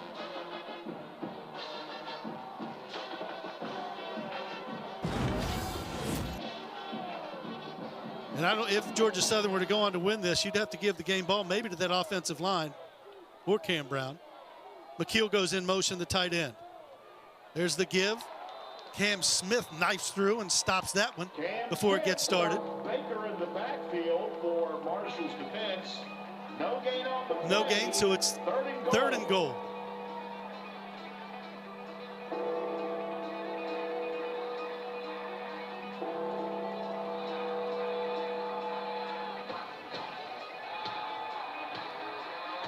See what the Eagles draw up here. Maybe 2 down territory, Bobby.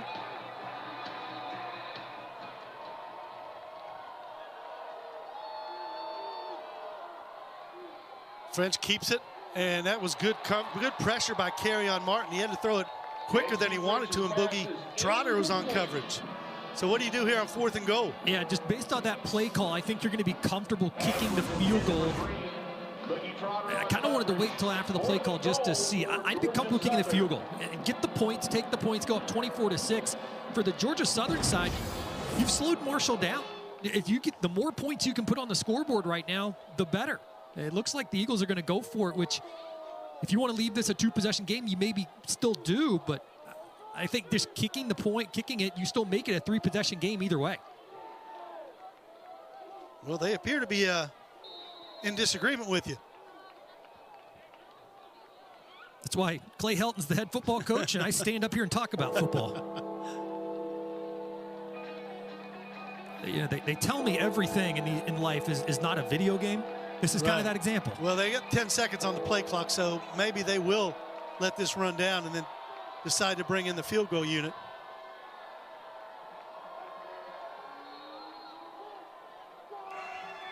Delay a game. Offense. 5-yard penalty. Remains 4th down. So there's an example. We've seen this earlier this season. The short field goal is something we've seen as the Georgia Southern Eagle. Not sure he agrees. That was not in his plans. But we've seen that this time at times this year for Marshall. The short field goal has been something Marshall wasn't able to convert. You think back to that Missouri State game for Marshall. Georgia Southern just wanting to give its kicker a little bit more room. Trip Bryant. Again, it's still a chip shot for Trip Bryant. Just wanting to give him just a little bit of extra room to kind of add to this lead. Yeah, remember last week Marshall had that one blocked against Appalachian State, which was a critical point in the game. So Bryant on for what will be a 24-yard attempt.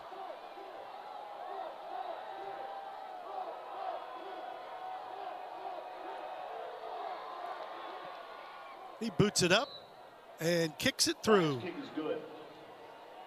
So the Herd defense bends, didn't really break, but still another addition to the scoreboard as Georgia Southern now leads it by 18 over the Thundering Herd. We're back to Huntington after this.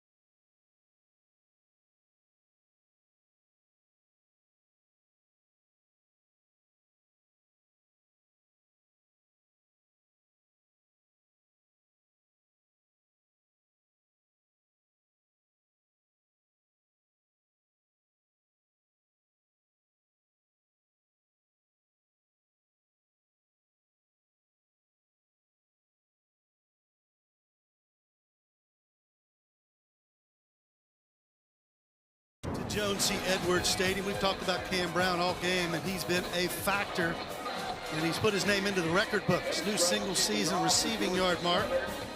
It was 948. He's gone past the 1,000 yard mark with 1,049 yards. What a player, Camden Brown. And he's shown it here this afternoon. Brown's been the difference maker. He's really kind of torched these Marshall defensive backs all afternoon. Obviously been a key part of the game plan for the Eagles. Short kick that Ben Turner fields, and he gets good yardage. Turner still on his feet out to the 40-yard line. Good return from the Spring Valley product just down the road here from Marshall Stadium.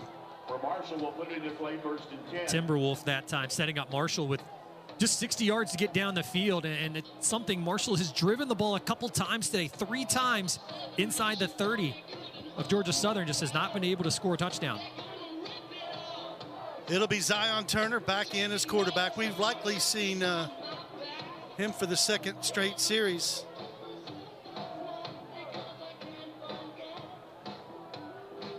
We're going to check in with Ben Westfall here in a minute about the condition of Carlos Del Rio Wilson. Check with him after this play as Turner wants to throw on first down, delivers a strike to Floyd Lacey. So Ben, what do you know on Carlos Del Rio Wilson? Well, guys, we saw Carlos Del Rio Wilson go down late in that Appalachian State game last week. And today, as you guys said, probably came out about 60%. He's been rolling around that ankle after every play in that first half, just trying to test it out, just trying to get it loose and warmed up. But obviously uncomfortable in that situation. He's been on the medic bike, just trying to get warmed up, still standing on the sideline as well. He came out late of the locker room here in the second half. Back up to you guys. Well, Zion Turner has quickly acclimated himself to the offense with the hookup with D.D. Tamarez deep into Georgia Southern territory. Injury on the field. Got a man down for Georgia Southern. That's a 24-yard strike. Injury. Yeah, just the threat of being able to move offensively now. The threat on his feet for Zion Turner. Just that threat has to keep Georgia Southern a little bit more honest. You can't bring players up the middle. You can't bring the blitz as much as you might want to. And all of a sudden, that changes everything. Think back to when Marshall played at Louisiana earlier this year, how that game plan entirely changed. So 2 passes and 2 quick completions for Zion Turner as he's got Marshall in Georgia Southern territory. Wants to throw it again. Got his man out there in the flat. That's Antoine Roberts.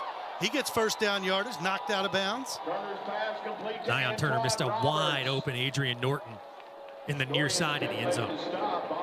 C.J. Allen made the stop. They're going to mark him just short of the first down marker. So it'll be second and a yard. Turner's been impressive here.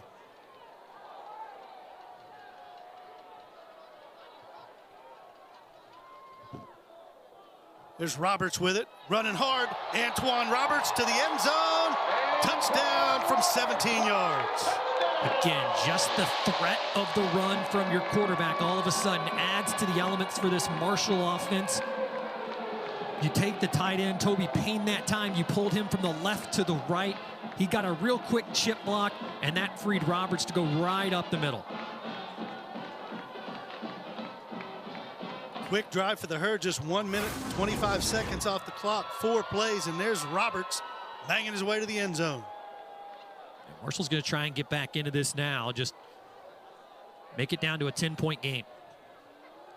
Herd keeping the offense on the field, looking for 2 here. Turner wants to throw it. Now he's going to be flushed out of the pocket. He's going to the end zone. He's had a man open in the back corner. That was Tamarez. And a little too much mustard on it over the top. Yeah, he had an opportunity there, and I think, and I'd have to see the replay one more time, but I think they caught the legs from behind of Zion Turner, and that caused him to airmail that throw a little bit. You take a look one more time. So Turner right there, he had an open lane, but he's going up against some guys there, to be nice, are a little bigger than him. And he just kind of airmailed the throw there as Tamarez was wide open. Tamarez not one tall of stature either, just 5'11", but still, all of a sudden, you put together a very nice drive, and now you've got to rely on that defense to get you 1, 2, 3 stops at this point. And the Herd, been trying to dig itself out of a hole all afternoon, still finding themselves just down 12. And there's still 2 minutes and 20 seconds to go in the third quarter. Georgia Southern, you would presume they're not going to let off the gas here. So if I don't say anything, it'll be a touchback, right? Is that what we're going to assume here? You're right. There's Lurkin Quinn doing his job. There's some shoving that starts to go on after the play here, after the kickoff, after a couple plays. Something just to keep an eye on. Neither team has been called for anything today. As Antoine Roberts just kind of walk in, you don't even see a Georgia Southern defender in the area. But just keep an eye. We haven't seen unsportsmanlike conduct, any type of personal foul really called in this one, but you've got to keep the head. Oh, you want to say keep a cool head. It's not hard to do on a cool day, but you got to be able to keep your cool at this point to not potentially see a third down or something upset by that. Fourth touchdown of the season for Antoine Roberts as Georgia Southern takes back over. Bryce Baker is the tailback. Bradshaw goes in motion. And this time French is going to keep it. No, it's that little flare out he uses with Marcus Sanders. Very effective play as he runs alongside the line of scrimmage, and then a little bailout over there to Sanders, who finds himself free for about, well, that's a first down, over 10 yards. Yeah, Sanders and Brown have really gotten going the last couple drives, even towards the tail end of that first half as well, Keith. Hurd still looking at that kind of 4 down front now. Hybrid, if you will. French wants to throw again, and Sanders turned the wrong way, or French threw it the wrong way, whichever way you interpret it. 2nd and 10. Sanders is anticipating the double move that time, just ran an out and up, and French was anticipating just the out. You know what Tony Gibson and Shannon Morrison are thinking. If they can get a stop here, that changes the game, the momentum in a big way for the Herd if they can get a stop. But Georgia Southern, they've been so good on 3rd down. 2nd and 10 now from the 36-yard line. There's Baker. Drives it inside for a gain of about 3 yards, so it'll be 3rd and 7 for the Eagles. And suddenly that 4-man front for Marshall in the second half that it's implemented, and it's not 3 linemen with a hand in the dirt and kind of a roaming D-end that kind of stands up and hands on the hips. Kind of an edge rusher type. It's really slowed down the running game for Southern. Again, neither team with a sack here this afternoon. Smith looks like he may come on a blitz.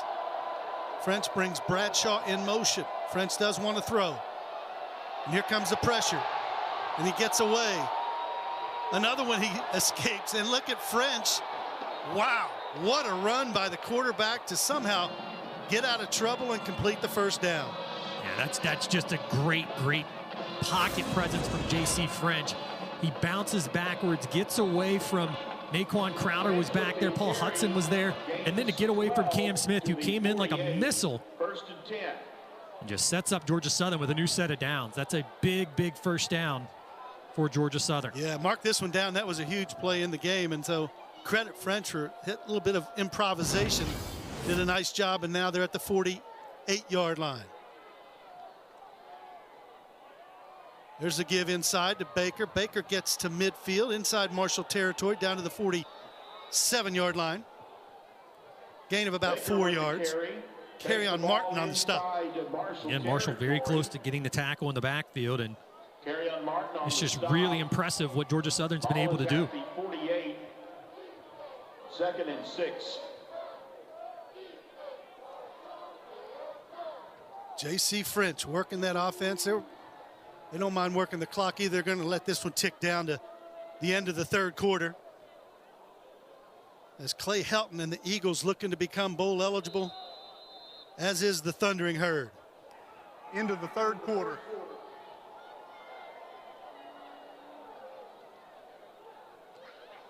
So Georgia Southern, 15 minutes to go here in Huntington, West Virginia. They lead it over the Thundering Herd. 2nd and 6 when we come back. Eagles by 12.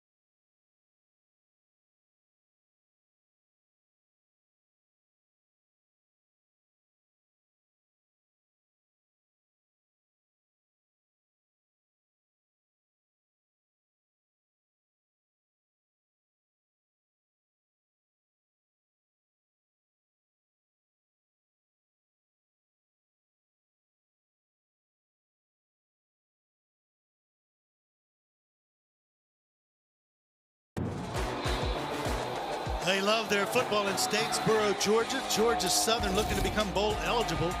Here's a look at that bowl history, 3-4 all time. Last bowl appearance was a season ago. They've been to a bowl 3 straight years, trying to make it 4 straight years for the first time in school history. And for Coach Clay Helton. 2nd and 6 to go. Baker's the tailback. He's got it. And he gets down to the 45-yard line. Paul Hudson the third on the stop. He'll set up 3rd down, 3 yards to go. Paul Hudson the third, he's been a playmaker for you defensively all year. You're going to need your defensive playmakers along this defensive front specifically to really step up here. We've talked about it. The linebackers at times have not been in place. The DBs have gotten burned a couple times today, but you're going to need to see that D-line get home and then actually bring down the quarterback. 10 for 15 on 3rd down conversions today are the Eagles, so been very effective.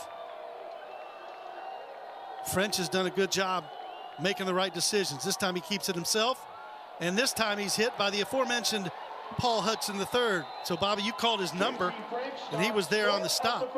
Yeah, it's Paul Hudson III. Sid Kaba also in there cleaning it up, and this sets up a huge 4th down as well. Boy, this is one you could make an argument either way. Coach Helton looking at that 24-12 lead. However, if they don't get it, puts Marshall in pretty good field position. But at least right now, they're going to look like they're going for it on 4th down. We'll see. Very similar spot in the field where James Madison ran its 4th down conversion as well. 1 of 2 on 4th down today.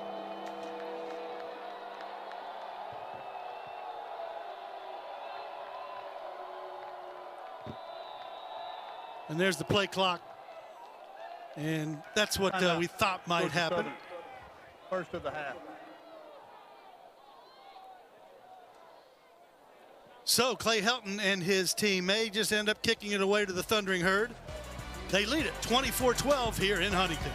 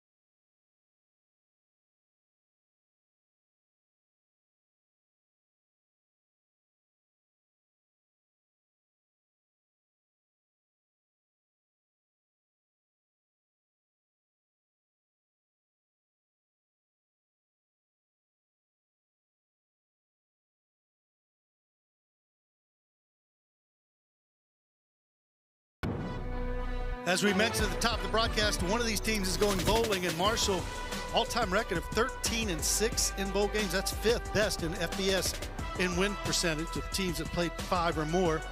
Last in a bowl in 2023, but remember they opted out of that bowl game a season ago because of a number roster problem, and bowl appearances in 7 straight years through 2023. So they know the bowl circuit, and they'd certainly like to get back to it. But now the Wildcat quarterback is in, so perhaps they will not kick it away. And now Brian is their big 6'3", 250-pound quarterback. And he's going to hang on to it. And Brian, yeah, he's got plenty of it. And then some. He gets a head of steam, and he is hard to bring down. Yeah, 250 pounds as he gets a head of steam. 5 yards head start that time, and he just squirts right through that Marshall defensive front. You know, that's Coach Clay Helton saying, look, we got a yard to get. Let's put our big quarterback in and go get it. That's exactly what he did. I always think back to the days of Mike Allstott with the Tampa Bay Buccaneers, just a tremendous fullback that if you gave him a head of steam, you weren't going to stop him. Yeah. 1st and 10 now. Eagles at the 35. French wants to put it up. Now he's kicked out of the pocket and hit hard. Wow, what a shot there by Caleb Clark Glover. Good job. And we mentioned if you're going to get to the quarterback, you've got to wrap up and make the actual hit. And Caleb Clark Glover did that time. That's exactly what Marshall needed to see about 5 or 6 plays ago. Caleb Clark Glover, a real form tackle. You don't see the form tackle as much anymore. No, that's textbook. He put the helmet right on his hip, wrapped up with both hands, and drove him into the ground. French is a big guy, 6'1", 200, but he was shaking that one off. So that's a tackle for loss, 2nd and 11 now. Sanders goes in motion. Now he motions out, and now the whistle's blown. Previous play is under video review for possible targeting. I got to think, Keith, that's a really bad review. To me, what it looked like, hit him in the chest. Yeah, it looked like the hit. It looked to me, just on the initial look, his head was closer to his belly button than it was his head. Yeah, for Caleb Clark Glover. Booth initiated review. Again, our replay official today, Dave Bayag. And they look at everything. Yeah. And are particularly real intent on watching these targeting or close to targeting calls. Let's take a look at it. Yeah, his head's closer to the arm. Yeah, that should be a pretty quick booth review. I guess you could say he led with the head. He led with the head, but the head to me is more on the After hip video than anything else. review, personal foul, targeting, defense, number 26, 15 yards. Somebody come in after the foul? Might that be after the initial hit by Glover? I mean, that's the question. Did someone come in after the fact? Because just well, who would be? Somebody's going to be ejected if this is targeting. So there's that in its own right. Targeting with the crown of the helmet. So they're saying he led with the head. So he didn't go helmet to helmet. They're saying he led with the crown of the helmet to make the tackle. And again, to me, it looks like that's more on the hip than anything else. And that's almost a form tackle from Caleb Clark Glover, would be my thought. I don't see it. I don't see it. That looked to be I mean, as you saw his head, it was adjacent to his midsection there at the end of that play. But it's 1st and 10 now from the 21. And there goes Baker over the left side. Baker down close to the 10-yard line. Jalen Parker on the stop. Crowd still a little unsettled after that call. The carry stopped by Jalen Parker. Ball at the 11, 1st and 10. You don't want to keep harping on it, but to look at this again, when Caleb Clark Glover comes in here, he lowers the head, and the helmet, I guess it looks like it maybe hits him right, kind of in the, I guess by the letter of the right law. Breast area is really where it looks like he hits him. Yeah, the letter of the rule, I guess, if you lead with the helmet, but I'm not sure I've ever seen one called that low on the body. So it's still Georgia Southern football, and as Baker pounds down to the 6-yard line. Baker with the carry, gains 4 down. I mean, it is the rule by the fact that if you lead with the crown of your helmet, which you can't do, but it just didn't look to me like he made contact with the body as much as you think back to elementary school when you're taught to tackle. That's how you're taught to tackle. Well, they do, but they teach you to keep your head up too. Well, correct. Right? So, but it's 2nd down now, 6 yards to go. They can get a 1st down without scoring a touchdown to the 1. But this would be a really big score for Georgia Southern if they can punch this one in. Teo Todd is the running back. Bradshaw in motion. Todd gets it, and he's hit immediately. Ball on the ground. It looks like the Herds got it. And that is Marshall football. Jamal Weiss comes out of there. And that's the big, potentially momentum-shifting play you need. Now you need your offense to stack on top of that. And really, Weiss may have stripped that away from French at the bottom of the pile. Couldn't tell. Well, he hit him almost initially at the same time the ball carrier got the handoff. And he gets the dog bone.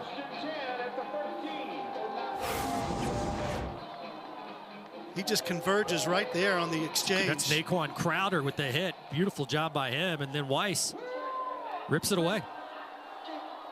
Well, with 10 minutes to go in a 2-score game, that's what Marshall needed. And Georgia Southern maybe could have put a cap on this one if they were to go in and score. But right now, Hurd takes back over. Zion Turner is still the quarterback. Turner's had a good start to his second half. 4 for 5. He drops back to throw, dumps it off to Adrian Norton. Norton cuts it back upfield. Norton gets outside, and first down yardage out to the 28-yard line. Fabo Cheney on the stop. Good job by Turner, just going through all the different reads. And all of a sudden, when Georgia Southern's not able to bring as much pressure, he's able to just kind of scan the field easily. Turner again wants to throw it. Zips it out to D.D. Tamarez. That's first down, or close to first down yardage, about 8-yard gain out to the 37. Casey Hell on the stop.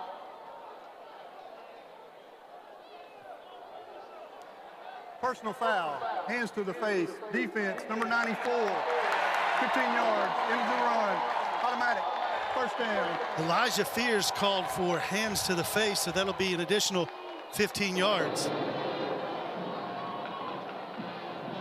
Took them, what, a minute 24 to score last drive, and now they're trying to get it done quickly again. Here's the look. See just on the line there, just up in the face of Meeks, the center for Marshall, and just the second penalty of the day against Georgia Southern pushes Marshall into Georgia Southern territory. Now they bring some heat, and Turner is flushed out of there. Gets it out to Roberts. Roberts escapes a tackle. Antoine Roberts down the sideline. First down yardage and more. You can't give enough credit to Zion Turner right now, operating in the pocket, just kind of compounding himself on last week when he did play so well towards the end of that one against Appalachian State before the late fumble. Nice little check down there as he was getting some pressure, and Roberts converts it into first down yardage. 20-yard pickup there for Marshall. 5 wide for Zion Turner here on first down. Over the middle, he's got his receiver, and he dropped it. Was it a catch and fumble or an incompletion? It's an incomplete pass, according to the official at the bottom of the screen, here at the bottom of your side. It's an incomplete pass. Second down. That was Jacoby Baldwin who had his hands on it. Good delivery by Zion Turner. Injury on the field. Got a player down.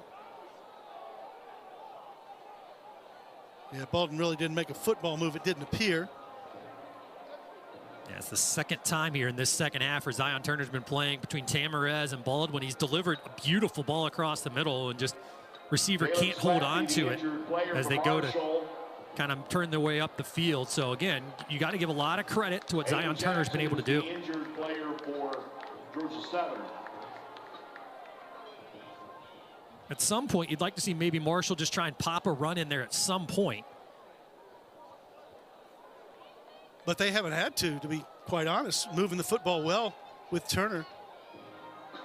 And you heard, as we look at this again, you heard Tony Gibson tell Ben Westfall, hey, if we're going to have to throw it a little bit more, we'll drop back and do it. Yeah, and give credit to Rod Smith here. Marshall's been able to move the ball with Zion Turner at quarterback. And even the first possession when Turner came out, Turner delivered a couple strikes down the field. Set his team up in the right spots. Just the receiver didn't hang on to it that time from Tamarez and that time from Baldwin. 7 of 9 on the game is Zion Turner. Transfer, of course, from UConn. Played against the Herd in the Myrtle Beach Bowl a few years ago. Then went to Jacksonville State.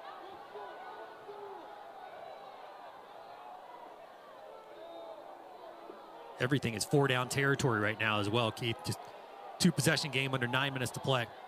Yeah, they've got to move with the sense of urgency. They don't have to hurry to the point of hastily going at it. Turner getting some heat, but he delivers to Toby Payne, picks up about 5 or 6 yards. MJ Stroud on the stop. There's kind of an example for you. It's 2nd down and 10. You throw a 4-yard pattern, sure, but now you've got 2 more plays still to get 6 more. It's pretty good luxury to have Toby Payne as a check down receiver.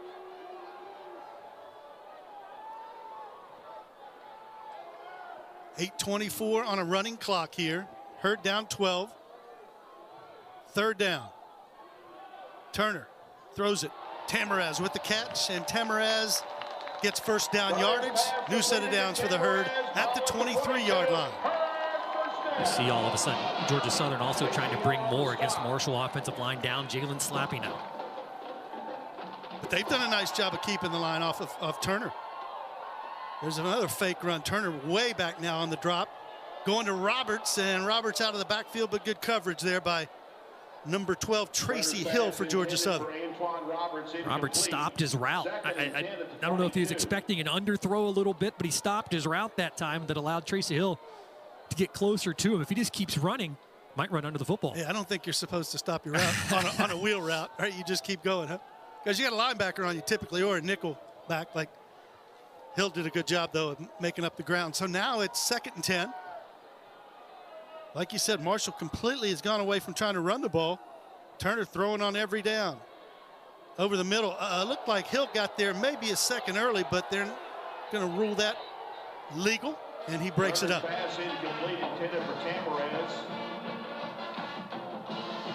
So now 3rd and 10. At the 22. Floyd Lacey's got to be careful getting into it with Aiden Jackson on the far side. And just you saw Jackson contending to the official. Again, you just don't want to see any kind of mental mistake hurt any type of aspect of this game at this point. 3rd and long for the Herd. Turner to throw. Flushed out initially, and it was caught and then dropped. Antoine Roberts had it in his hands. Pass incomplete, intended for Antoine Roberts. Brandon Tyson on coverage. Middle linebacker, leading tackler on this team. Down and 10 at the 22. 4th and 10, there's really not much of a question what you got to do here.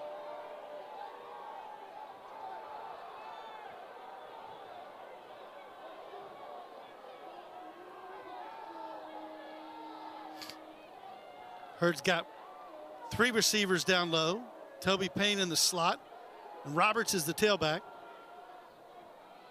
Roberts into block. Turner's with it. He's going to run it. Turner trying to get to the edge. Turner down to the 13-yard line, but that's not going to be enough. He's going to be about a yard short, it looks like, from here. Yeah, I think they're going to mark him very close to the 12, but it looks as if he's going to be just short, and he is. 9-yard gain. You see his frustration there. Turner. Ball turned over to Georgia Southern.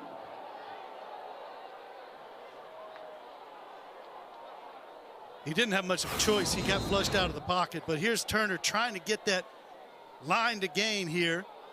Giving up his body, but coming up just a bit short as Georgia Southern turn back to the Herd. Eagles football when we come back.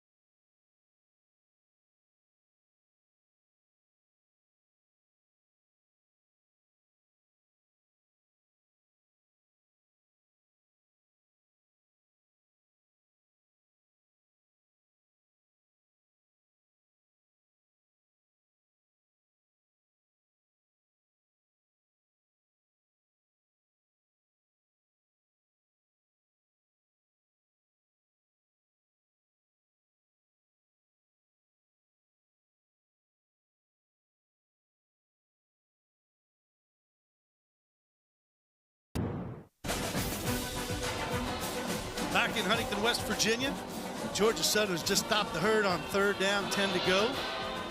And they take back over the football. And a good job by Zion Turner coming in relief of Carlos Del Rio Wilson in this one. It's not enough right now. The Turner played really well. The Eagles with it at the 10-yard line, or 13-yard line, rather. And they'd like to bleed some clock here, pick up some first downs, and begin the trek back to Statesboro.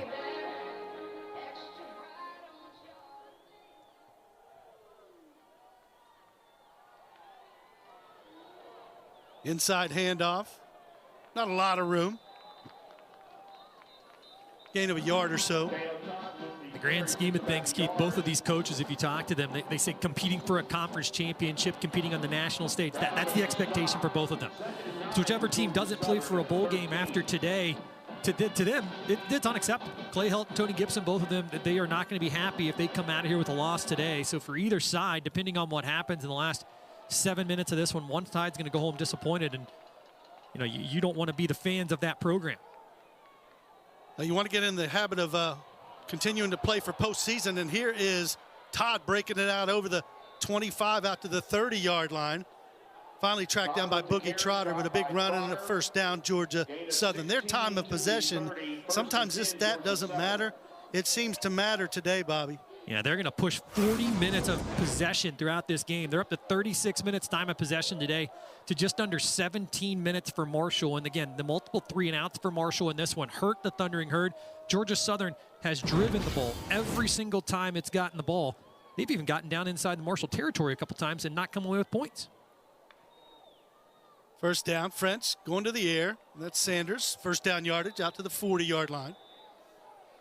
To put it into context, Keith, the shortest Georgia Southern drive today was 6 plays, 36 yards. Took up 3:18 off the clock in that one. For Marshall, 1, 2, 3, 4 different possessions where Marshall only had the ball for 4 plays. Now, one of those was a touchdown, but nonetheless, Georgia Southern keeping the Marshall defense on the field and gashing it. 500 yards plus total offense for the Eagles. And for Clay Helton, a chance for his team to win its first ever game at Jones C. Edwards Stadium. 0 for 3. They won at Fairfield Stadium back in 1990 when they both were Division I AA powers. First down, a gain of a couple of yards. Todd with the carry. Gain of about 2 to the 42, second and 8. 500, in case you were wondering, the most yards Marshall's given up all season was 558 to Texas State. That was a double overtime game here in Huntington. Again, without their star tailback, O.J. Arnold, who broke a school record by catching a touchdown, running for a touchdown, and throwing a touchdown in that win over Coastal Carolina. Never been done before.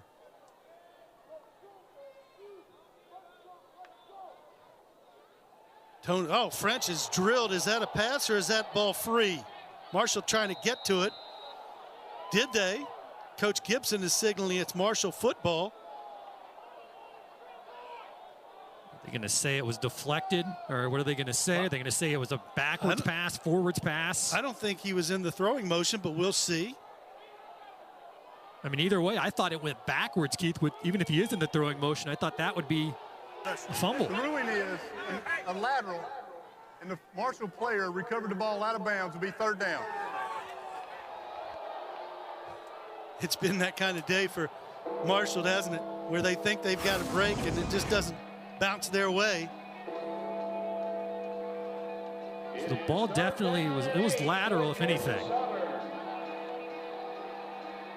And what we can't tell is where it was recovered. Braden Ward hit the quarterback French as he threw. Now I think it's going to be, reviewed.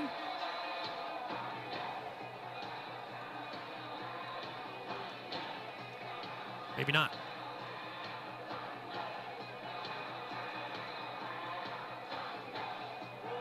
Hard to see from this angle where the hurt player was when he recovered the football, but they say he was out of bounds. We've seen different things reviewed today at times. You just couldn't tell if he recovered it inbounds or not, but they must be very confident. Tony Gibson seemed confident. Must be confident that it doesn't need reviewed. And they just gave Tony Gibson the official play on signal.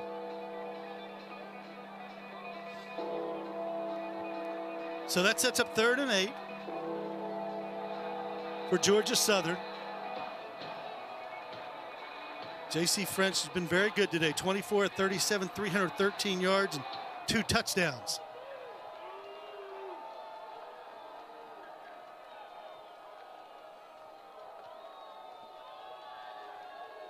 Taking his time here, bleeding some clock before the snap. Still has 8 seconds. Sanders in motion. There's the give to Todd, and Todd is collapsed by the Marshall defense. Jamal Weiss on the stop. Todd is stopped for a loss of 2, 4th and 10 for Georgia Southern. So they'll have to kick it away, and looks like Tony Gibson going to use a timeout here with 4:01 to go. Yeah, Tony Gibson furious with his coaching staff that time. No one called timeout. I think he was expecting special teams coordinator. I think that's who he was talking to, is Jackson White down there. Expecting him to call a timeout. An extra 5, 6, 7 seconds came off the clock beforehand. So 24-12, Herd with it. 4:01 time ticking here in Huntington.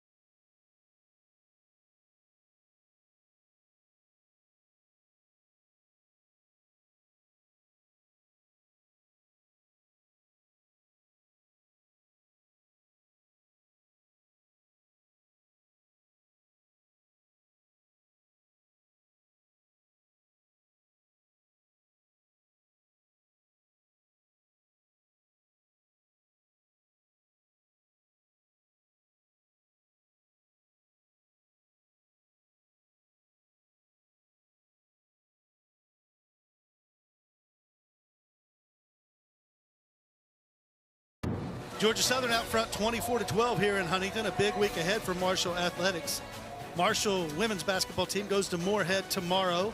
Women's swim team at the U.S. Open swim meet. It's 6 o'clock on ESPN+. Women basketball take on Coppin State. Then Marshall men go to Wilmington, North Carolina. Kent State and Marshall women on December 6th. And then Marshall at Ohio at the Convo, 4 p.m. on December 6th. So the Australian punter back in. We haven't seen a lot of him today. And he kicks it to a waiting Floyd Lacey. Lacey going to take it, get to the sideline, knocked out of bounds. So time is of the essence for the Herd. 3:55 to go here, and they need 2 scores. 2 touchdowns, I should say.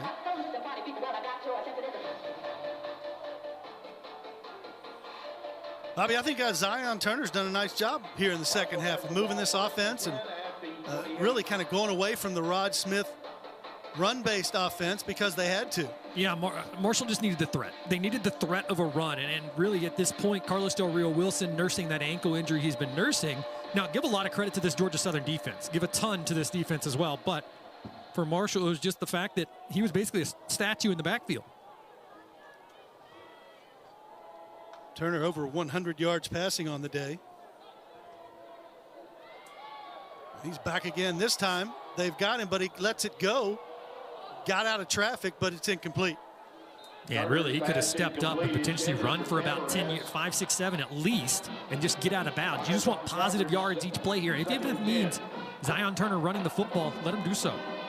Yeah, you want to get something if you can, and you could still probably get out of bounds. But as you mentioned, complimenting the defense of Georgia Southern, Brandon Bailey's group has done a nice job today to neutralize this Marshall offense. On the clock, please. Which comes into this game averaging 31 points per game.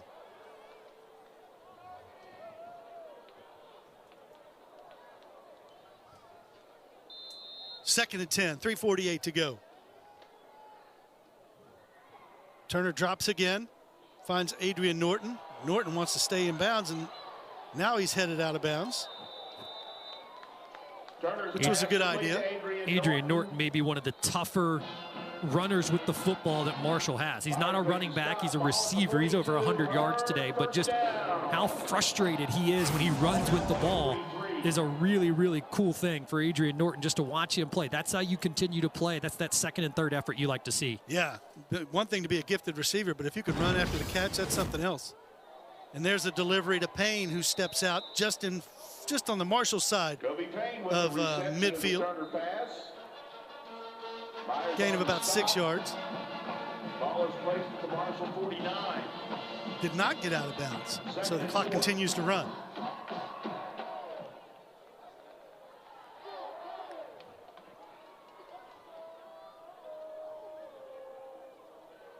They roll the pocket this time. Turner looks, finds his receiver. He's slung down there at the 41-yard line.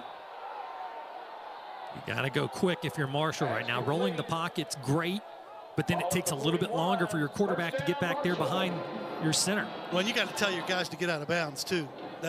It's great to try to pick up extra yardage, but you're just bleeding clock right now.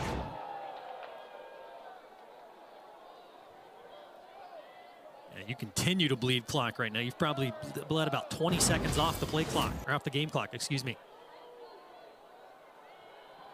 Turner now going deep, and he's got Norton. Norton to the end zone. Touchdown, Thundering Herd.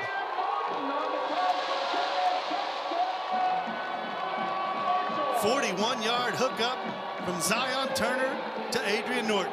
Adrian Norton has been a man possessed today for Marshall. That's 160 yards receiving on the day now for Adrian Norton for Marshall. 20 yards per catch, and he just created some separation. One-on-one coverage, great ball by Turner. Turner just giving Marshall a chance in this game, and that's all you can ask for if you're Tony Gibson. Just give us a chance, and that's exactly what Zion Turner's done. So here comes Lorcan Quinn now, as Marshall has cut the deficit in to add the extra point to make it a 24-19 game. Plot has thickened here just a bit.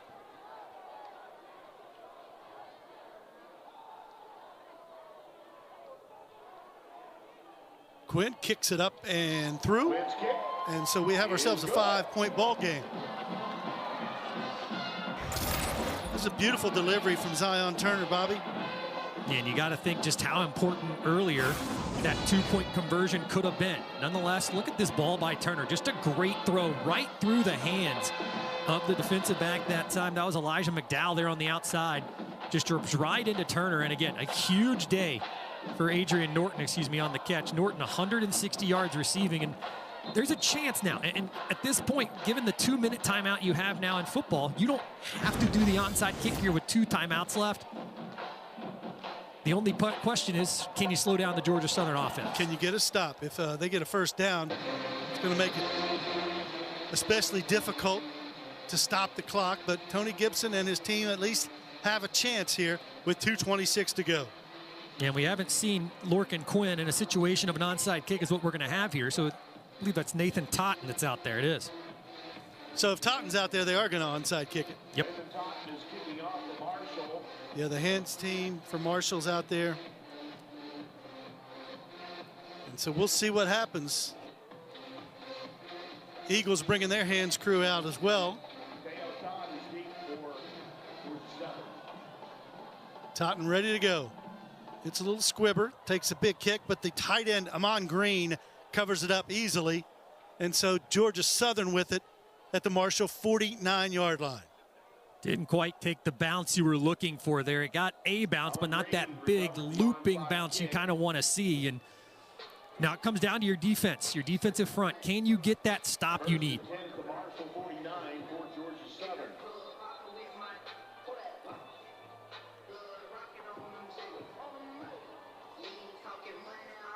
So here we go. 2:25 to go. Georgia Southern with the football. J.C. French back out on the field. He seemingly has answered every call this afternoon from the quarterback position and this offense. Let's see if the Herd defense has an answer. And there's a give to Baker. Gets about 1.5 yards. Naquan Crowder on the stop. Tony Gibson calls a timeout. He's going to call the timeouts here and try and save all the time that he can going down to that 2-minute timeout in this game. Well, obviously, theoretically, if you can stop him on 3 plays, then you'll get to that 2-minute and you'll have that opportunity after the punt to take it down the field. Again, Georgia Southern closing in on 40 minutes of possession. That's 2/3 of the football game. Quick math, because we're journalism majors, Keith, right? That's the quick math out there. 15-minute quarters, that's 60 minutes. But nonetheless, this is a game that's gone at times, just the lack of consistency for Marshall, the lack of efficiency really for both sides. I mean, both these teams driving down inside its opponent's territory multiple times, just haven't been able to put points on the board, and that could potentially come back to haunt Marshall, could come back to haunt Georgia Southern. Yeah, it could obviously be a game of what ifs for both these teams, but you get to late November, the Thanksgiving week, everybody playing on pins and needles because they want another football game. So the new quarterback is back in. We've seen him before, Weston Bryan. Second down and 8.5 yards.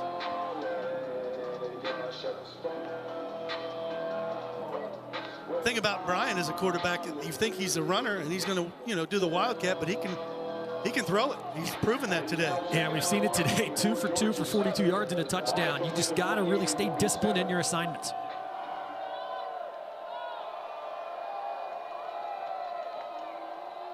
He's going to hang on to it this time. He's trying to get outside, and he does. Look at the speed from the big man.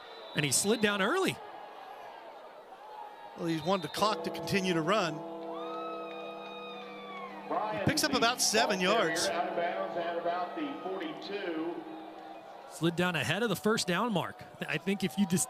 You think if he keeps going, he gets it, huh? You think if you... I mean, especially if you lower the shoulder at 250 pounds. Yeah. You're out on the edge with only defensive backs at that point. So he gave it up at that point and forces a 3rd and 3 now. Marshall still with one more timeout and that 2-minute timeout. 2 yards to go for Georgia Southern to keep this one going.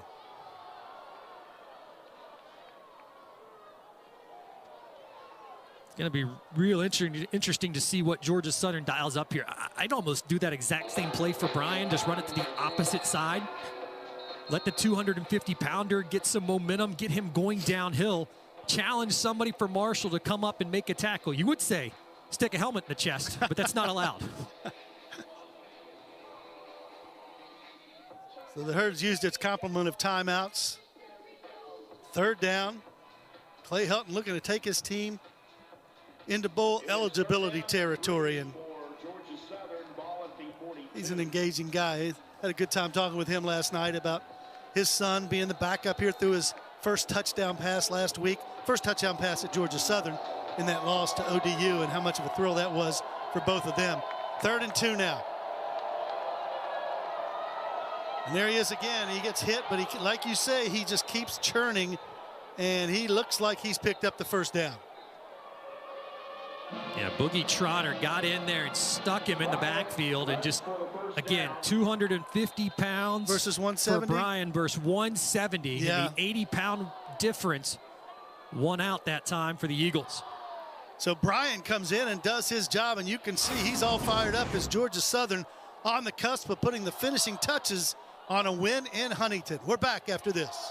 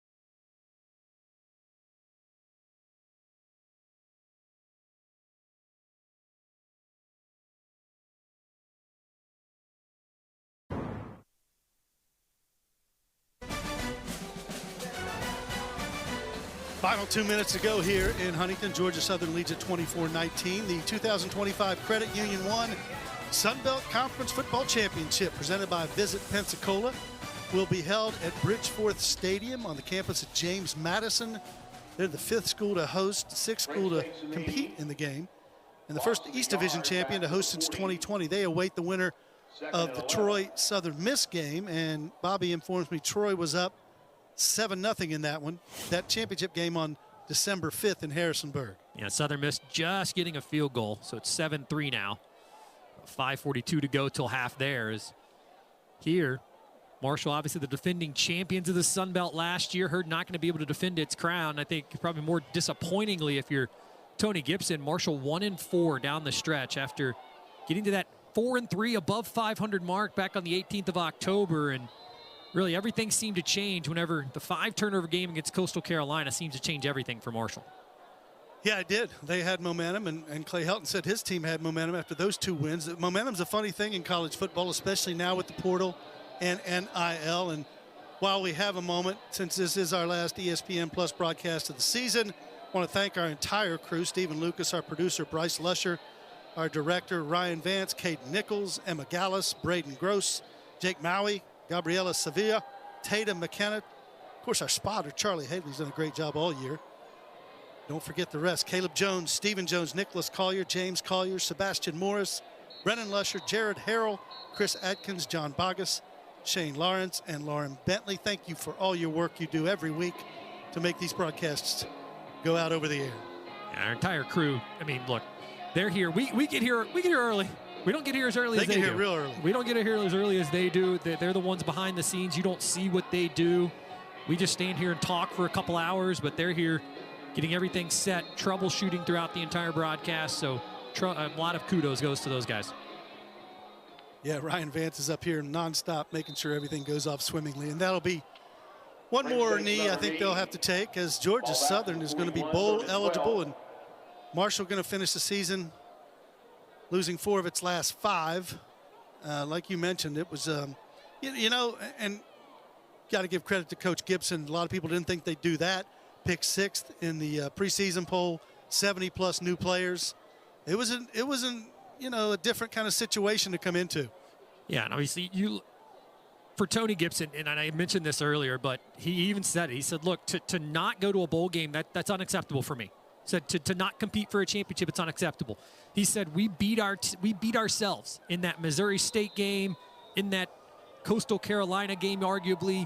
We beat ourselves against Louisiana. We beat ourselves against multiple opponents throughout the season, Appalachian State. So there were opportunities for this Marshall team to have a lot better record than it did, just didn't capitalize on those opportunities. But you have 6 points to separate you from 3 wins versus 3 losses. And add today, 11. Yeah, and just, you know, it takes a while for new players to gel and to learn how to win. And that's something that Tony Gibson will stress as he heads into his next season.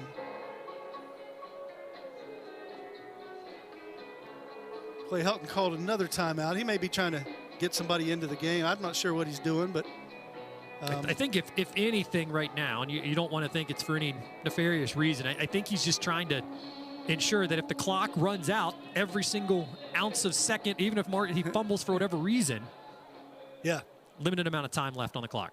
Thinking about the miracle in the Meadowlands, I guess, way back in the day. But that's French taking the knee, and that'll put the finishing touches here on this win by Georgia Southern. Tough to come in here and win at Joan C. Edwards Stadium. In fact, these 2 stadiums, Paulson Stadium and Joan C. Edwards, are some of the toughest to play in Division I.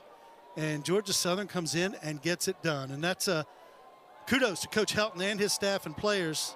And for Tony Gibson, he and Coach Helton have just kind of begun a relationship being in the Sun Belt. Coach Gibson played against Georgia Southern way back in 1994, Bobby. And he still talks about that game. They ran all over us, he said. But today, just not the Herd's day, and Georgia Southern will live to play another day. Yeah, Tony Gibson not going to have great feelings toward Georgia Southern back from his playing career, his coaching career, and just a tough one. Just a tough one for this Marshall team to kind of go out this way. It's not how you want to see the season end, but ultimately that's how it is going to end. And it's a tough one. If you're a Marshall fan, you saw this team at 4-3 earlier this season. you thought really this team was heading in the right direction. Offensively, just was doing a really good job, and then just didn't see that momentum really carry on throughout the last 5 games. And in late November, it becomes a numbers game with depth and injuries, and everybody goes through those things. But you can rest assured that Coach Gibson, nobody is as passionate as he is about winning. He says he stays up at night when he loses, doesn't get sleep, and that's most coaches in this game. But Tony Gibson wrapping up his first year as Marshall's head coach with a 5-7 record. The Eagles will await their bowl fate. And always enjoyable to travel in December when you're at a bowl destination. And, Bobby, in these days of NIL and the portal, and if you can get your group together to play another game, I think every game is important at this level. Yeah, and look, it used to be more important before the portal. It used to be even more important because you could keep practicing. You could really set your culture for the next season, set your culture, in this instance, for the 2026 season. It's a little different now. You're not setting your culture for the next season, but at the same time, you're establishing who you want to have around in your program, who's going to stay committed, and that's going to be the interesting part. How many players come back, who does, who doesn't. It's going to be a whole different team next year, as it always is for both sides, but Tony Gibson has established a culture, long live the brotherhood, that he wants to continue to see being developed here in Huntington. And they gave fans a lot of good moments. Not as many as the fans would like, but that's college football in 2025. So the Eagles come in with their dangerous receivers, Marcus Sanders, Cam Brown, J.C. French for Marshall. The Antoine Roberts touchdown, just not enough for the Thundering Herd on this day as Georgia Southern comes into Jones C. Edwards Stadium and wins it by 5. So for Ben Westfall and Bobby Iddings, I'm Keith Morrishouse saying so long from Huntington, West Virginia. Final score, Georgia Southern 24, Marshall 19. All games airing on the ESPN networks, streaming live and archived on the ESPN app. This has been a presentation of ESPN.